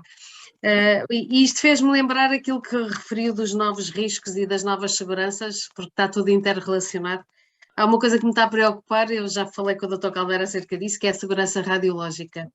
E quando pensamos nisto, isto é uma segurança bélica, de guerra, é uma segurança ambiental, é uma segurança de saúde, é uma segurança económica e depois em termos de intervenção, é local, regional, nacional, internacional, global e depois quem é que manda aonde e quem coordena o quê? Muito bem, ora então Obrigada. estas duas questões, depois passarei ao Paulo Lima e Artur Costa. Muito bem, eu vou responder. Aliás, eu até tinha aqui um apontamento neste meu livrinho sobre a segurança radiológica. Por acaso, há um diploma legal sobre isso, não há? Eu acho que até eu citei aqui, não sei se foi a propósito das infraestruturas críticas, agora não estou aqui a ver, mas há, sim senhor, um diploma sobre segurança radiológica, que é muito importante e evidente, claro. E até gostava se eu encontrava já que falou disso, mas bom, mas isso depois fica para outra altura, agora não estou a encontrar. Portanto, em relação à questão do José Luís Buxo, o que é que me parece? Bem, eu acho mal que haja, digamos, a proliferação de atividades de sobreposição das várias instituições, porque andamos todos a fazer o mesmo ao mesmo tempo, a atropelarmos uns aos outros, não é? Eu não percebo muito bem, porque, enfim, com o devido respeito pela GNR e aliás, até conheço bem o comandante da UEPS, que agora é general, penso que é o general Rui Veloso, que foi meu aluno, aliás, mas com o devido respeito, eu parece-me que a GNR não tem propriamente como funções apagar incêndios, não é? Portanto, a ideia de atribuir à GNR funções de apagar incêndios, mesmo que seja incêndios assim especiais com mais temperatura, não sei, mas acho que não é uma coisa realmente assim muito lógica. também vamos lá ver, e agora aumentaram porque eram 500, agora são 1.100, segundo me disseram. Tem havido um aumento dos efetivos da web. E, portanto, eu penso que isso é, digamos, acho que é uma imprudência, digamos, duplicar estruturas para fazer a mesma coisa, com tudo o que isso implica digamos, de ineficiência, digamos, de desperdício, ineficiência económica no sentido de desperdício. Aqui o António Marta, aqui um barulho que está... Agora, agora, isto pode ser um outro sinal doutrinário mais complicado, que é o sinal de que se pretende, digamos assim, a incorporação da proteção civil nas funções policiais. Isso é que é capaz de ser mais complicado. Mas, portanto, ou talvez não tão grave, que se pretende, no fundo, uma maior profissionalização dos agentes da proteção civil, o que não me parece mal, mas não pode ser uma profissionalização que passa por se transformar em forças policiais. A profissionalização não é a policização dos agentes de proteção civil, é profissionalizar, mas no âmbito da doutrina própria dos agentes de proteção civil, no caso dos bombeiros, que não são os únicos, mas por exemplo, no caso daquilo que os bombeiros sabem fazer e que são legalmente competentes para fazer. Nesse sentido, se eles forem mais profissionalizados, acho bem. Porque a ideia também é dos bombeiros voluntários, que como sabem, não são bem voluntários porque são contratados e muito bem. Acho que isso deve prestar numa maior profissionalização. Acho que esse é que é o caminho. E nem havia nenhum problema para o Estado, porque o dinheiro que o Estado ia gastar em aumentar os efetivos de GNR dedicados à proteção civil é o dinheiro que vai gastar na profissionalização dos bombeiros. Portanto, o problema não era um problema, era exatamente igual do ponto de vista das estruturas. Agora, pode haver uma intenção mais política ou doutrinária de não ligar aos bombeiros, achar que eles não são competentes e então vamos entregar isto, digamos, aos militares de GNR que têm outra capacidade e que os bombeiros não oferecem condições de competência e de zelo nessa matéria, o que é uma mensagem um bocadinho complicada de perceber e bastante agressiva em relação aos próprios agentes de proteção civil e, em particular, aos bombeiros. Depois, o Zé Luís Busto também fala aqui na privatização de várias funções de proteção civil.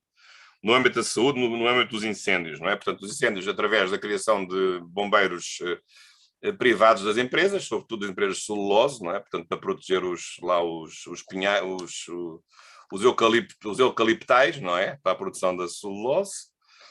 Bem, eu acho que isso é até certo ponto compreensível, não é? Porque a proteção dos eucaliptos é muito importante porque é a matéria-prima para essas empresas, para essas indústrias poderem trabalhar.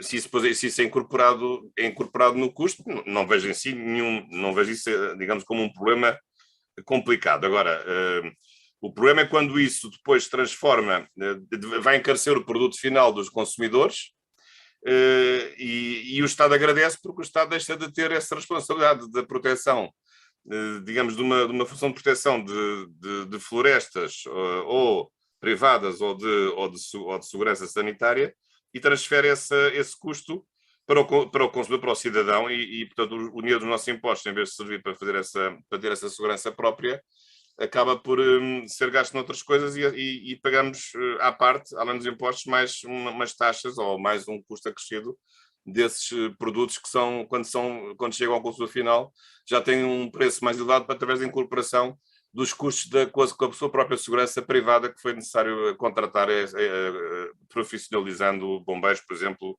no âmbito da segurança privada. Penso que era um pouco isto que o Zé Luís Busto tinha referido.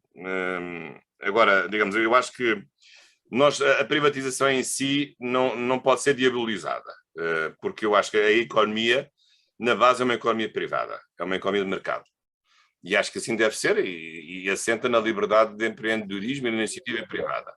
Agora, tem que haver uma intervenção, tem que haver setores, desde logo vedados à iniciativa privada, como é óbvio. Ainda me lembro muito da famosa lei dos setores dos anos 70, que deu, enfim, muitos conflitos entre o Dr. Sá Carneiro e o General Ramalhianos, por exemplo, e o Conselho da Revolução. Mas isso eram outros tempos, porque havia uma lei, a chamada Lei de Delimitação dos Setores, a famosa Lei de Delimitação dos Setores, que foi considerada inconstitucional pelo Conselho da Revolução, que deu uma grande fúria ao Dr. Sá Carneiro, que queria realmente a privatização de certos setores. Portanto, havia uma série de setores que estavam fora do mercado privado, isso hoje já não acontece, são pouquíssimos os setores que são só para a intervenção das entidades públicas, mas o problema nem é tanto esse, o problema é sobretudo a intervenção que o Estado tem que ter na fixação de preços máximos dos bens essenciais, em indenizações compensatórias de transportes para que as pessoas que moram mais longe ou que moram no meio do nada também poderem chegar a casa e pagar o mesmo preço do autocarro, porque se for ao preço de mercado nem sequer têm a rota, nem sequer vão para casa, não têm autocarro para chegar a casa, porque moram lá nos confins de qualquer coisa. E não tem culpa nenhuma de morar nos confins de qualquer coisa, e portanto tem o mesmo direito que qualquer pessoa a um meio de transporte que seja pago em termos acessíveis, mas isso o Estado tem que compensar as empresas de rodoviárias porque as atividades não são lucrativas. Há rotas que não são altamente digamos, dão grande prejuízo. Outras dão lucro, outras dão grande prejuízo. Mas, portanto, eu acho que aí tem que haver uma intervenção do mercado, do Estado, num mercado que deve ser de raiz privado. E se há alguns setores, olha, então ainda não é, já não é o da UEPS, já não é o doutor, já não é o Rui Veloso, mas é o Brigadeiro-General Jorge Golão, porque eu não conheço. E, portanto, acho que a privatização não é em si uma coisa má, mas o problema depois é um problema de saber o que é que se vai privatizar e em que termos é que isso vai suceder.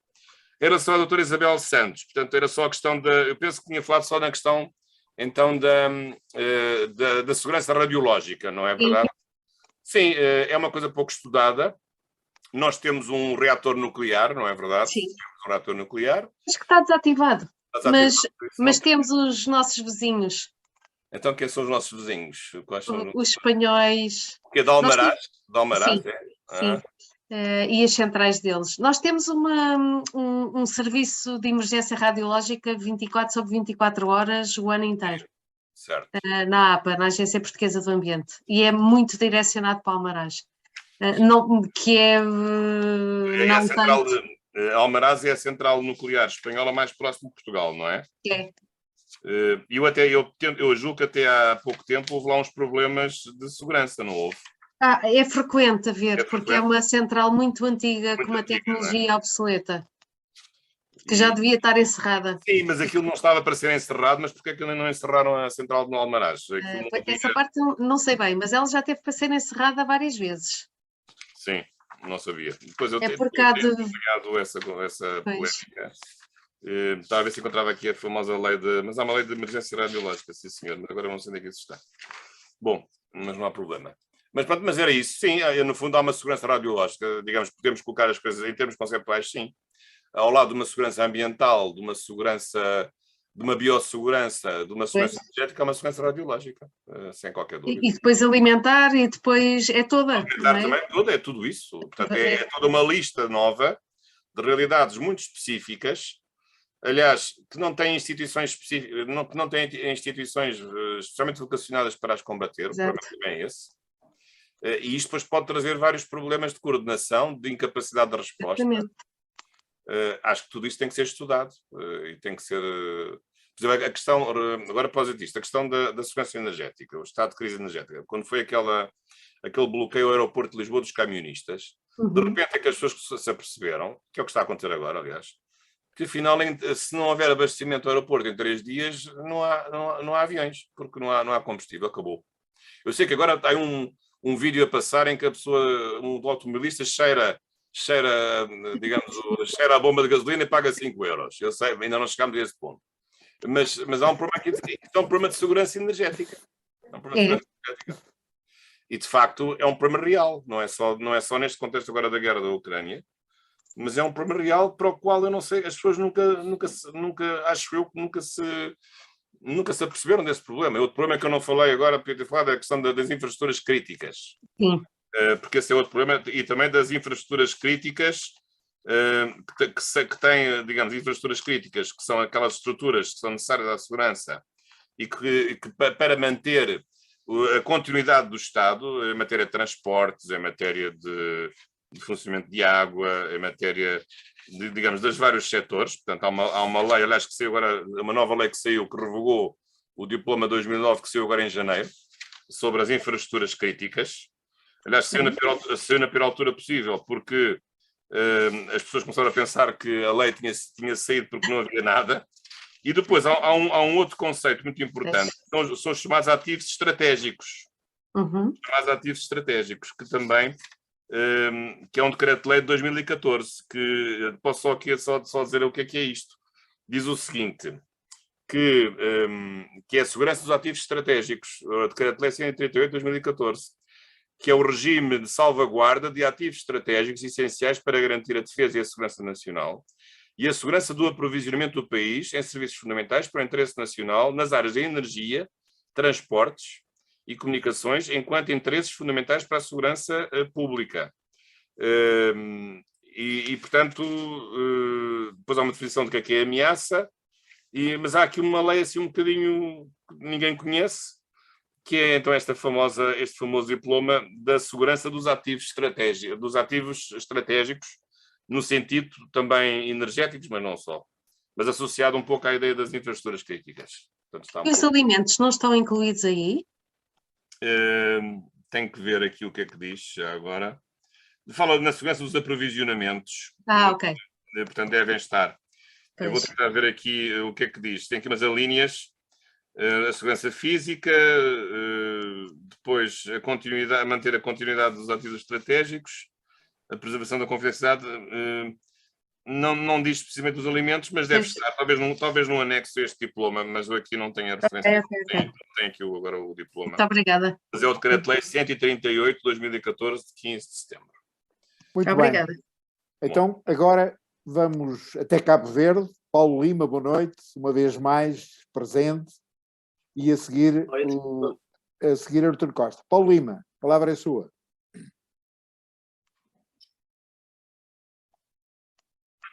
Boa noite. Boa noite a todos. Olha, eu percebi pela sua explanação sobre as novas seguranças, relativamente à comunitária, relativamente à rodoviária, energética, ambiental, alimentar, humana, enfim, essas todas, percebi que todas as seguranças estão interligadas com a comunitária. Mas o que eu digo é que na minha realidade, propriamente aqui em Cabo Verde, que são pequenas ilhas e pequenas comunidades, e entretanto vejo que deparamos com uma insegurança a nível dos bairros onde as pessoas, as gentes dos bairros, principalmente, faço referência principalmente à cidade da Praia, que também, pronto, é uma ilha maior, uma ilha mais desenvolvida, e o desenvolvimento e traz essas coisas, né, essas complicações. Então, há um elevado índice de criminalidade nessa ilha, onde as pessoas sofrem assaltos, e nas comunidades, nos bairros, as pessoas sentem-se amedrontadas por essa situação. E sendo certo também que a proteção da segurança por parte dos turistas, aqui também nas que vêm às ilhas a visitar, também é uma preocupação a nível de segurança nas comunidades. Sim. E digo também que é iminente a questão das políticas de pensão social, porque vejo idosos que são abonados com pensão social e recebem a pensão sem mínimo pessoas idosas que nem conseguem deslocar-se ao local e posicionam-se nos sítios à espera que lhes sejam dados a pensão social e podem ser assaltados na rua, enfim. E a própria segurança, policiamento de proximidade também nas escolas e nos bairros, a presença constante também não se verifica permanente.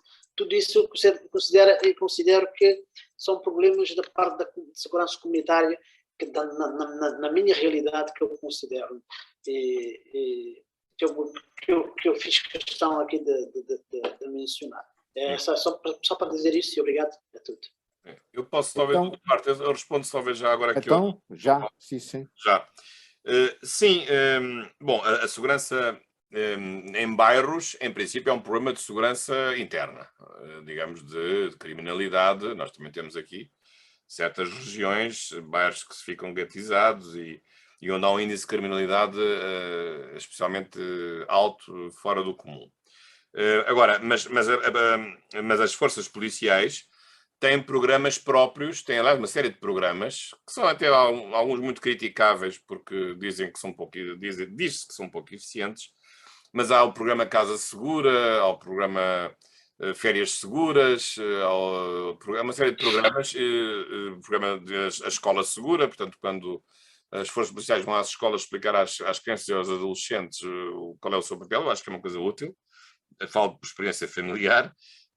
Agora, a questão da segurança turística é fundamental. Haver um programa de policiamento contra ataques a turistas. Um país que tem uma particular incidência, uma particular receita do turismo, tem que haver, digamos, um programa que diga que o turista, quando for assaltado, o que é que vai fazer, como é que ele se vai proteger, quais são as ameaças típicas que um turista recebe. Normalmente aqui em Lisboa, coitados de muitos vão aos Jerónimos comer os pastéis de Belém e depois voltam ao carro e já têm o carro assaltado. Isso já aconteceu muitas vezes, não sei se ainda acontece, mas aqui há uns anos era uma prática muito frequente. Muitos têm carros alugados que são logo facilmente identificados pelos meliantes e, portanto, têm lá as malas lá dentro, roubam logo as malas todas. Mas tem que haver aqui um programa especial de segurança do turista, como há para os idosos, como há para os jovens, particularmente chamando a atenção para os malefícios da droga e digamos, dos riscos de tudo isso. Mas isso são os programas específicos, como muito bem disse, são programas de policiamento de proximidade. E em que muitas vezes aqui sim intervêm as comunidades locais, porque muitas vezes as entidades locais podem melhor convencer os bairros que estão mais problemáticos de não se meterem, enfim, em coisas menos próprias, do que propriamente ser a polícia que externamente vai impor essa legalidade. E às vezes pode haver uma estratégia de utilizar os chefes lá dos bairros para serem eles próprios que ponham ordem nos bairros e não ser a própria polícia diretamente a fazê-lo. Isso não é muito fácil, confesso, não é muito fácil, mas é uma estratégia possível. E agora, estes programas de específicos para os idosos, para as crianças, para os turistas, tem, apesar de tudo, depois um inconveniente que é de provocar uma grande dispersão dos operacionais das polícias e, sobretudo, retirá-los de funções operacionais, porque estes programas não são programas operacionais. São programas de informativos. E com muito pouco risco. Não é que eu quero que os polícias estejam todos sob risco permanente, mas são trabalhos levezinhos. Não é o mesmo trabalho de um trabalho de vigilância e de um trabalho operacional. Não tem nada a ver com isso. São trabalhos de outra natureza. Aliás, os próprios polícias entre si não gostam, e há uma rivalidade entre aqueles que fazem este tipo de trabalho, que falam melhor, que se apresentam melhor, sabem fazer um discurso perante as crianças, se falam melhor às crianças, ou falam melhor aos homens. Depois há uma rivalidade entre os polícias que não gostam disto, ou que têm inveja dos que fazem, e dizem assim: então nós andamos na rua, lá junto dos maiores bandidos, podemos levar um tiro, e vocês andam aqui a fazer belos discursos às crianças das escolas. E nós é que andamos a levar os tiros lá nos bairros problemáticos. Mas isso, enfim, isso é um tipo mais de conversa, mais de intriga do que outra coisa. Mas isto existe, esta rivalidade existe nas estruturas policiais em relação a este tipo de programa. Mas os programas são necessários, tem que haver aqui um certo equilíbrio.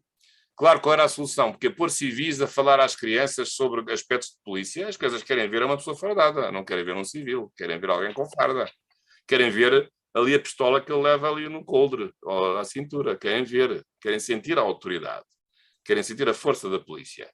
E isso só se manifesta pela farda e pelo equipamento policial, pelas armas, não há outra maneira. É assim que as coisas funcionam. E é isso que dá respeitabilidade e que dá autoridade à força policial. Não é por acaso que as forças policiais têm farda. A farda não é apenas um problema de uniformização entre ricos e pobres, para não haver distinção entre polícias pobres e polícias ricos, como é a farda nas escolas. É um problema de autoridade, de exercício de autoridade. Muito bem.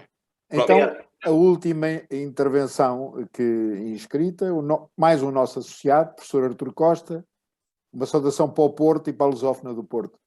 Muito bem. Muito obrigado, Sr. Dr. Lado Caldeira. Aliás, começo por saudar a iniciativa, o CIPC por esta brilhante iniciativa e, obviamente, por saudar todos, e em especial, necessariamente, o Sr. Professor Bacelar Gouveia, que, enfim, com a sua experiência, o seu saber, nos veio aqui enriquecer todos, necessariamente.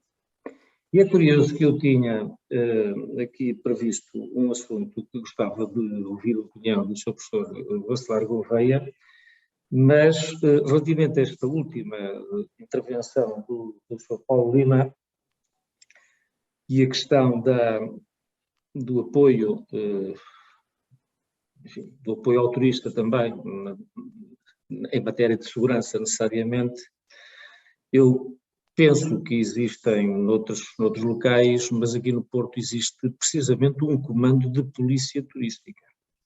Não sabia. Que forma indivíduos especializados exatamente da problemática da segurança do turista. E não andam pelas escolas, andam mesmo no terreno. Mas com uma formação específica para esse efeito, nomeadamente em línguas, por exemplo. Sim, tem que saber línguas, claro. Nomeadamente em línguas, porque não é qualquer cidadão, qualquer polícia que poderá fazer esse tipo de trabalho. Mas não era esse, e foi um comentário, peço desculpa. A minha questão também se transformou em duas questões, também na sequência aqui de uma observação atrás, que eu gostava de regressar lá e de pedir uma opinião ao Sr. Professor. Mas a questão é assim, a questão principal. A segurança aqui está discutida basicamente como um conjunto de mecanismos, de instituições, de organizações, de métodos, de modelos que garantem a segurança. Garantem a segurança de uma comunidade, garantem a segurança do cidadão. Aqui não se distinguiu exatamente entre ambas as coisas, mas quando falamos em segurança de comunidades, a segurança é em si um valor, não é um mecanismo, um conjunto de entidades, mas é em si um valor. E é um valor que penso, e isso é precisamente por isso que estou a intervir, para pedir a sua opinião relativamente a isso, como é que esse valor é aumentado. E, obviamente, é por este conjunto de mecanismos e de agentes de que aqui se tem falado, mas há uma outra dimensão, que é a dimensão da própria atitude, da própria autoproteção, da própria resiliência da comunidade que se pretende defender. E eu gostava que o Sr. Professor pudesse, eventualmente, digamos, também comentar esta vertente da segurança comunitária. Contudo, também no decurso houve aqui uma parte para um assunto que é um assunto muito caro para mim, e daí peço desculpa ir a ele. A questão da profissionalização dos bombeiros. O Sr. Professor Bacelar Gouveia, enfim, manifestou uma opinião aqui de que partilha do princípio, é um bom princípio. Contudo, a pergunta é esta, mas é um bom princípio da profissionalização dos bombeiros dentro das associações, ou o princípio que está a defender é um princípio da profissionalização associado a carreiras que transcendem e ultrapassam ou perfuram mesmo as próprias associações humanitárias? Repare que são duas questões completamente diferentes. A primeira enquadrada no tema da conferência, esta completamente fora. Mas, desculpe-me, no fundo, tendo aqui assim, querer também saber a sua opinião sobre esta matéria. Muito obrigado. Professor Bacelar. Sim, muito obrigado também ao Dr. Costa. Eu vou já começar por esta última. Eu não sou um especialista, não tenho uma opinião formada. Bem, quem estudou muito isto é o professor António Duarte Amaro. Penso que ele também vai fazer uma comunicação mais para a frente, também neste ciclo. Vamos lá ver. A ideia o que é que está subjacente à ideia da profissionalização? Está subjacente a ideia de que a pessoa o bombeiro que é profissional é um bombeiro que passa a ter uma profissão, que é a profissão de bombeiro. Isto é, não é um bombeiro nas horas vagas. O que em si não é uma coisa má, porque é um voluntariado que também é importante, porque pode muitas vezes compensar, digamos, a falta de efetivos que não se pode ter com a profissionalização, porque nem sequer há dinheiro para pagar, e podem ser pessoas que, de uma forma voluntária, por vontade própria, por caridade quase, diria, também se dedicam a essas atividades. Portanto, a profissionalização não impede que haja bombeiros voluntários, embora muitos deles sendo voluntários também são pagos e podem ter tarefa, e as tarefas que desenvolvem podem ser pagas, isso não implica, digamos, abolir o conceito de serem voluntários. Agora, aqui a questão é a seguinte, é a profissionalização nas próprias corporações ou como funcionários do Estado. Porque aqui o grande problema é que nós temos uma superestrutura, para usar aqui um vocabulário marxista, temos uma superestrutura, e com o devido respeito ao Sr. General, aliás, que fez um simpático prefácio para este meu livro, do General Presidente da Autoridade Nacional de Emergência e Proteção Civil. Quer dizer, temos uma superestrutura que tem pouca gente, que não tem quase ninguém. Mas depois, quem faz a proteção civil é a gente que não está na superestrutura, mas está na infraestrutura, que é, digamos, todas as centenas e centenas de associações humanitárias de bombeiros, não é? E, portanto, isto é um problema de como é que isto vai se conjugar, digamos, e coordenar as tarefas de uns com os outros, e, portanto, normalmente os bombeiros assumem responsabilidades e obedecem ao seu próprio chefe e à sua corporação, não é propriamente uma estrutura que eles não conhecem, e que está lá nas alturas e contra as quais às vezes não há propriamente grande entendimento. Eu penso que, não sei se vai, porque eu acho que a profissionalização de bombeiros na NPC, eu acho que isso nunca vai resultar, porque para ser levado a sério tinha que ter os mesmos bombeiros que estão do outro lado, porque senão nunca poderia resolver o problema. E ninguém está a pensar em transferir 30 mil bombeiros das associações humanitárias para a NPC, que eu saiba. Isso é impossível, nem o Estado tenha para isso. Portanto, agora, a questão que se coloca nos bombeiros, das associações humanitárias de bombeiros, é um problema, digamos, de competências, de qualificações, de coordenação, de não sobreposição, de não rivalidade, de não multiplicarem as associações por... Às vezes há freguesias, como diz o Dr. Caldeira, que conhece bem a realidade, eu não conheço, que há freguesias que têm várias associações humanitárias de bombeiros e isso justifica-se, que haja essa multiplicação, às vezes, não racional de associações só por vaidade ou por capricho ou por importância social. Eu percebo que tem a sua importância porque muitas estruturas no interior estão a desaparecer, mas eu acho que esse é que é um problema, não é este o problema da profissionalização, mas isso é outro problema, mas que não se pode resolver por decreto, porque isto faz parte da espontaneidade e do livre associativismo. O Estado Novo é que acabou com o livre associativismo, mas num Estado democrático as pessoas associam-se como quiserem.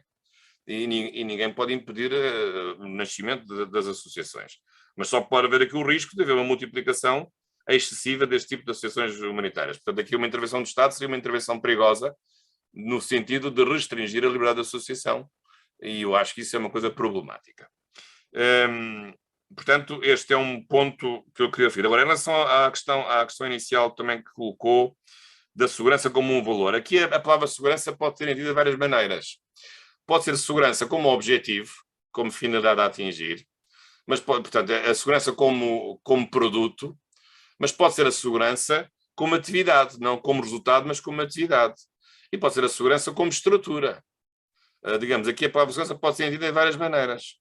Portanto, pode ser como um fim a atingir, um valor, pode ser como um conjunto de atos que se fazem para chegar a esse valor, a esse resultado, a esse objetivo, mas também a segurança como a corporação ou instituição ou instituições que levam a cabo essa atividade específica, digamos, exclusiva até às vezes ou especializada, que não se confunde com outras atividades que não têm nada a ver com a segurança. Portanto, podemos aqui, a palavra segurança, o problema é este, é que a palavra segurança pode ser entendida de muitas maneiras. E, portanto, pode ser segurança como fim, segurança como atividade, segurança como corporação, ou como processo, portanto, e depois temos que ver, o fim pode ser vário, pode ser a segurança, o que é da independência nacional do território, a segurança das populações contra os incêndios, a segurança contra a radiação, portanto, há muitas seguranças, conforme a segmentação do valor que nós estamos em causa. O valor pode ser um valor global de segurança nacional, mas ele próprio é impraticável, porque tem que ser desdobrado em tantas seguranças segmentadas quantas as entidades que produzem essa específica modalidade de segurança num contexto em que todas as seguranças possam valer. Portanto, é um pouco isto. Portanto, acho que a palavra segurança é uma palavra realmente complicada de perceber, tudo é segurança, mas há várias dimensões e sobretudo estas três. A segurança como um fim, a segurança como uma atividade e a segurança como uma entidade ou uma estrutura administrativa, normalmente, pública ou privada. Mas na parte pública são sempre estruturas da administração direta do Estado, que são as Forças Armadas e as Forças Policiais, integram sempre a administração direta do Estado. E a NPC também faz parte da administração direta do Estado. Não violando a regra do moderador, que deve pura e simplesmente moderar, queria apenas aqui fazer um adicional. No território do continente existem 278 municípios. Um deles, Castro Marim, não tem corpo de bombeiros. Efetivamente existem... Isso é Algarve, eu conheço. Exatamente. Efetivamente existem alguns municípios que têm vários corpos de bombeiros, não freguesias, professor. Portanto, existem vários municípios que têm vários corpos de bombeiros, nomeadamente, por exemplo, o Concelho de Sintra tem mais de uma dezena de associações, logo corpos de bombeiros. Eu queria colocar só uma última questão ao professor, que é, vulgarmente, esta questão da segurança é encarada quando, na produção de instrumentos públicos de gestão financeira, como é o Orçamento do Estado, como uma despesa. Não será mais um investimento, os valores alocados no Orçamento do Estado às funções de segurança? Bem, as despesas do Orçamento do Estado, há várias classificações possíveis. Há os vários classificadores do Orçamento do Estado, quer para as receitas, quer para as despesas. Há a diferença, digamos, mais básica entre despesas correntes e despesas de investimento ou despesas de capital. Agora, eu acho que o problema... bem, há uma questão em que se evoluiu, que penso que foi importante, que foi também haver uma lei de segurança, uma lei de programação da segurança interna. Há uma lei da programação militar que, digamos, recorta num horizonte de médio prazo os investimentos que são feitos no âmbito das Forças Armadas para a compra de equipamentos. Enfim, o grande momento foi, e que trouxe uma complicação desgraçada, e foi necessário fazer legislação própria, muito complicada, a questão de leasing, os submarinos, não é? E tudo o resto que está associado ao mito dos submarinos, que agora não vou falar. Esse foi um momento de grande turbulência, mas no tempo, aliás, da ministra, da professora Constância Urbano de Sousa, até passou a haver, junto com ela, uma lei da programação da segurança interna, das estruturas de segurança interna. Isso é importante. Agora, não vejo nenhuma lei da programação da proteção civil, isso é que eu não vejo. E eu acho que isso era importante saber que tipo de estruturas é necessário dotar o país, de equipamentos, carros, de aviões, de helicópteros, de proteção civil. Tudo isso não vejo isso estudado. Como também, por exemplo, não vejo estudado a ligação entre a emergência médica e o papel que é feito pelos bombeiros. Por exemplo, até que ponto se justifica que a emergência médica seja uma coisa autónoma em relação a... Porque, segundo eu percebi, a emergência médica é sozinha nas grandes cidades. Os bombeiros não fazem emergência médica nas grandes cidades, mas já fazem em boa parte do território. Têm a mesma qualificação. Portanto, em vez de serem os senhores de amarelo, são os senhores de vermelho, que aparecem, mas fazem a mesma coisa. Enfim, com o devido respeito, usar assim esta linguagem assim um bocadinho tola. Mas, portanto, também até que ponto, então, para que é que serve o Instituto de Emergência Médica se ele não tem a totalidade da função de emergência médica? Se, no fundo, é obrigado a reparti-la com a função dos bombeiros. Isto é outro problema que não está resolvido. Aliás, o Dr. Eduardo Rodrigues tem um artigo sobre a emergência médica. E a emergência médica hoje é uma coisa muito importante, porque evita muitos dramas e salva muitas vidas, sobretudo, enfim, os ataques cardíacos, etc. Se houver uma intervenção pronta de uma pessoa especializada que pode prestar os primeiros socorros imediatamente, pode salvar muitas vidas em várias doenças de morte súbita. Mas, portanto, acho que é necessário que não haja só despesas correntes, mas despesas de investimento para estruturas que devam ser vistas do ponto de vista da continuidade da função da proteção civil. Penso que a questão não tem de ser vista desta forma. Há um problema da fragmentação da intervenção da proteção civil, porque, no fundo, há aqui dois mundos que estão, digamos, sempre em contraponto, que é o mundo da Autoridade Nacional de Proteção Civil e o mundo dos bombeiros portugueses, da Liga dos Bombeiros. Portanto, são dois mundos.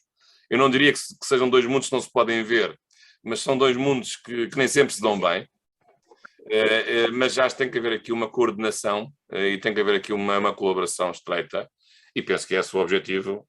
Aliás, posso adiantar que este livro que eu vou publicar até tem uma coisa curiosa, tem 2 prefácios. Tem o prefácio do general Duarte da Costa, que é o presidente da NPC, e tem o prefácio do Dr. António Nunes, que é o presidente da Liga dos Bombeiros Portugueses. Portanto, será que este livro vai conciliar definitivamente esses 2 mundos que se dão mal, supostamente? Não sei, espero que não seja esta a verdade, talvez não seja, estou aqui a dramatizar, mas é esta a questão que se coloca. Portanto, mas eu não sou um especialista. O Dr. Duarte Amaro tem aqui sobre esta posição, uma posição um pouco mais radical, digamos, de profissionalizar e de limitar os bombeiros e de considerar que os bombeiros têm um problema crónico, de ter um déficit crónico, enfim, não espero não estar a interpretar mal as palavras dele, mas tem um déficit crónico de qualificações técnicas, e o que eu vejo no mundo, digamos, da intelectualidade da Proteção Civil, estão os furos abaixo da intelectualidade da polícia e da intelectualidade das Forças Armadas, isso estão. E tem que haver dirigentes também intelectualmente apetrechados, com doutrina própria para a Proteção Civil, e isso não tem sido feito. Ou talvez agora esteja a melhorar um pouco. Há uma escola nacional de bombeiros, mas é uma escola, dá-nos uns cursos sem grande relevância. Mas as polícias têm escolas universitárias, e as Forças Armadas também têm escolas universitárias. Mas eu não vejo nenhuma escola universitária na Proteção Civil, que eu saiba.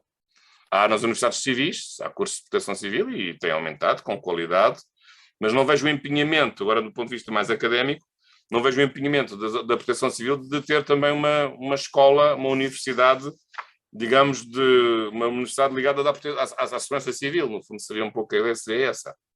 Aliás, sobre isto, depois o professor Duarte Amaro também vai falar, que eu estive com ele no outro dia e ele até pensou que eu acho que é um aspecto que está em falta em Portugal, é arranjar uma universidade também, não roubando o negócio de uma universidade em particular, mas penso que tem que haver aqui um centro de estudos universitários no âmbito da Proteção Civil, assim como já quer para as ciências militares, quer para as ciências policiais.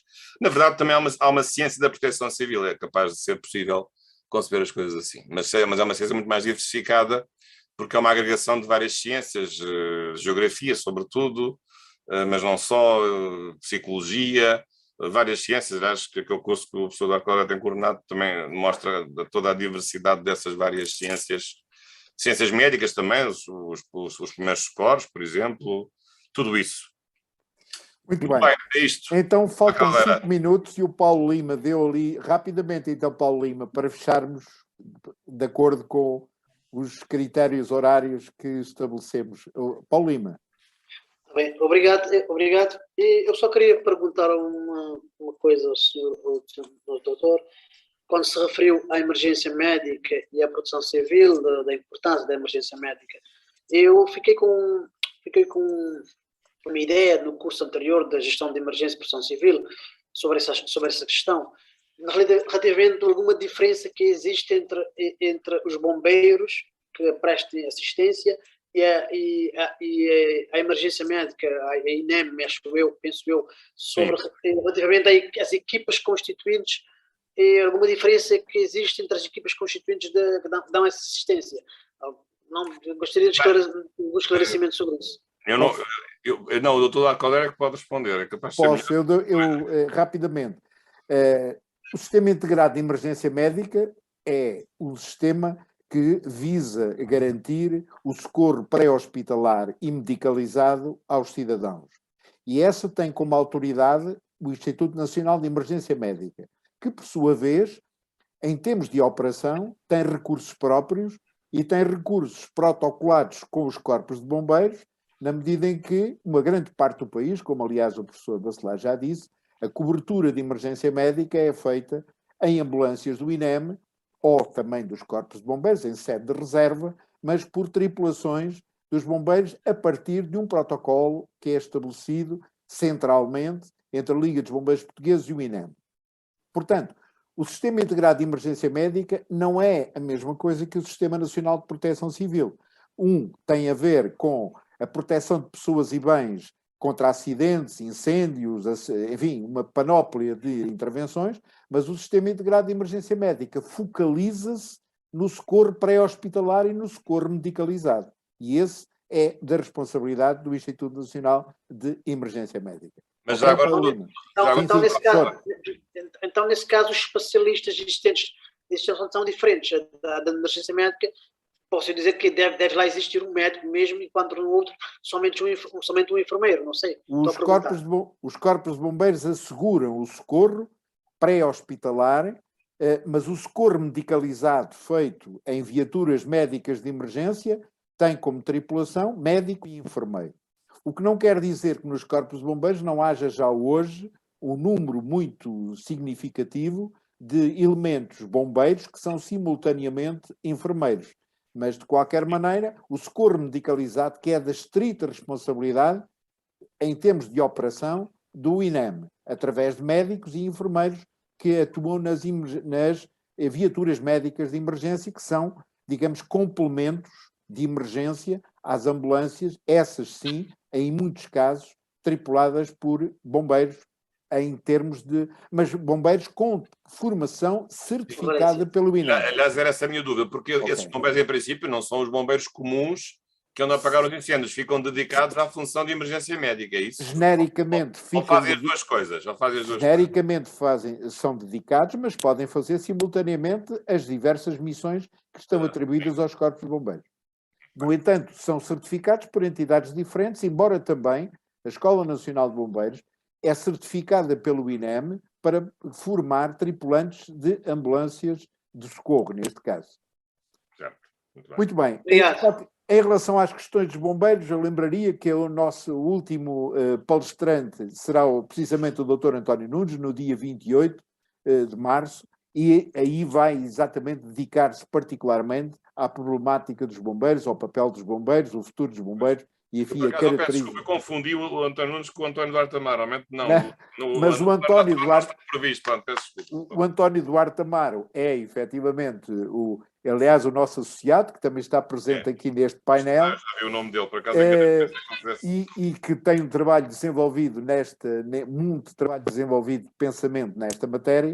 De qualquer maneira, eu propunha que chegamos exatamente à hora, fazemos questão sempre de cumprir rigorosamente os nossos horários.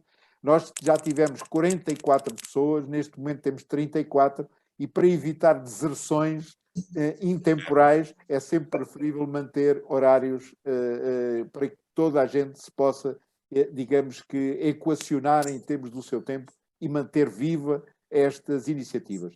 Eu finalmente agradecia, em nome do Conselho Diretivo do CEIPS, ao professor Bacelar Gouveia. Portanto, foi uma sessão muito animada, muito participada, o que é realmente muito importante, sobretudo porque uma das questões que nós entendemos como nossa missão é suscitar o debate aberto.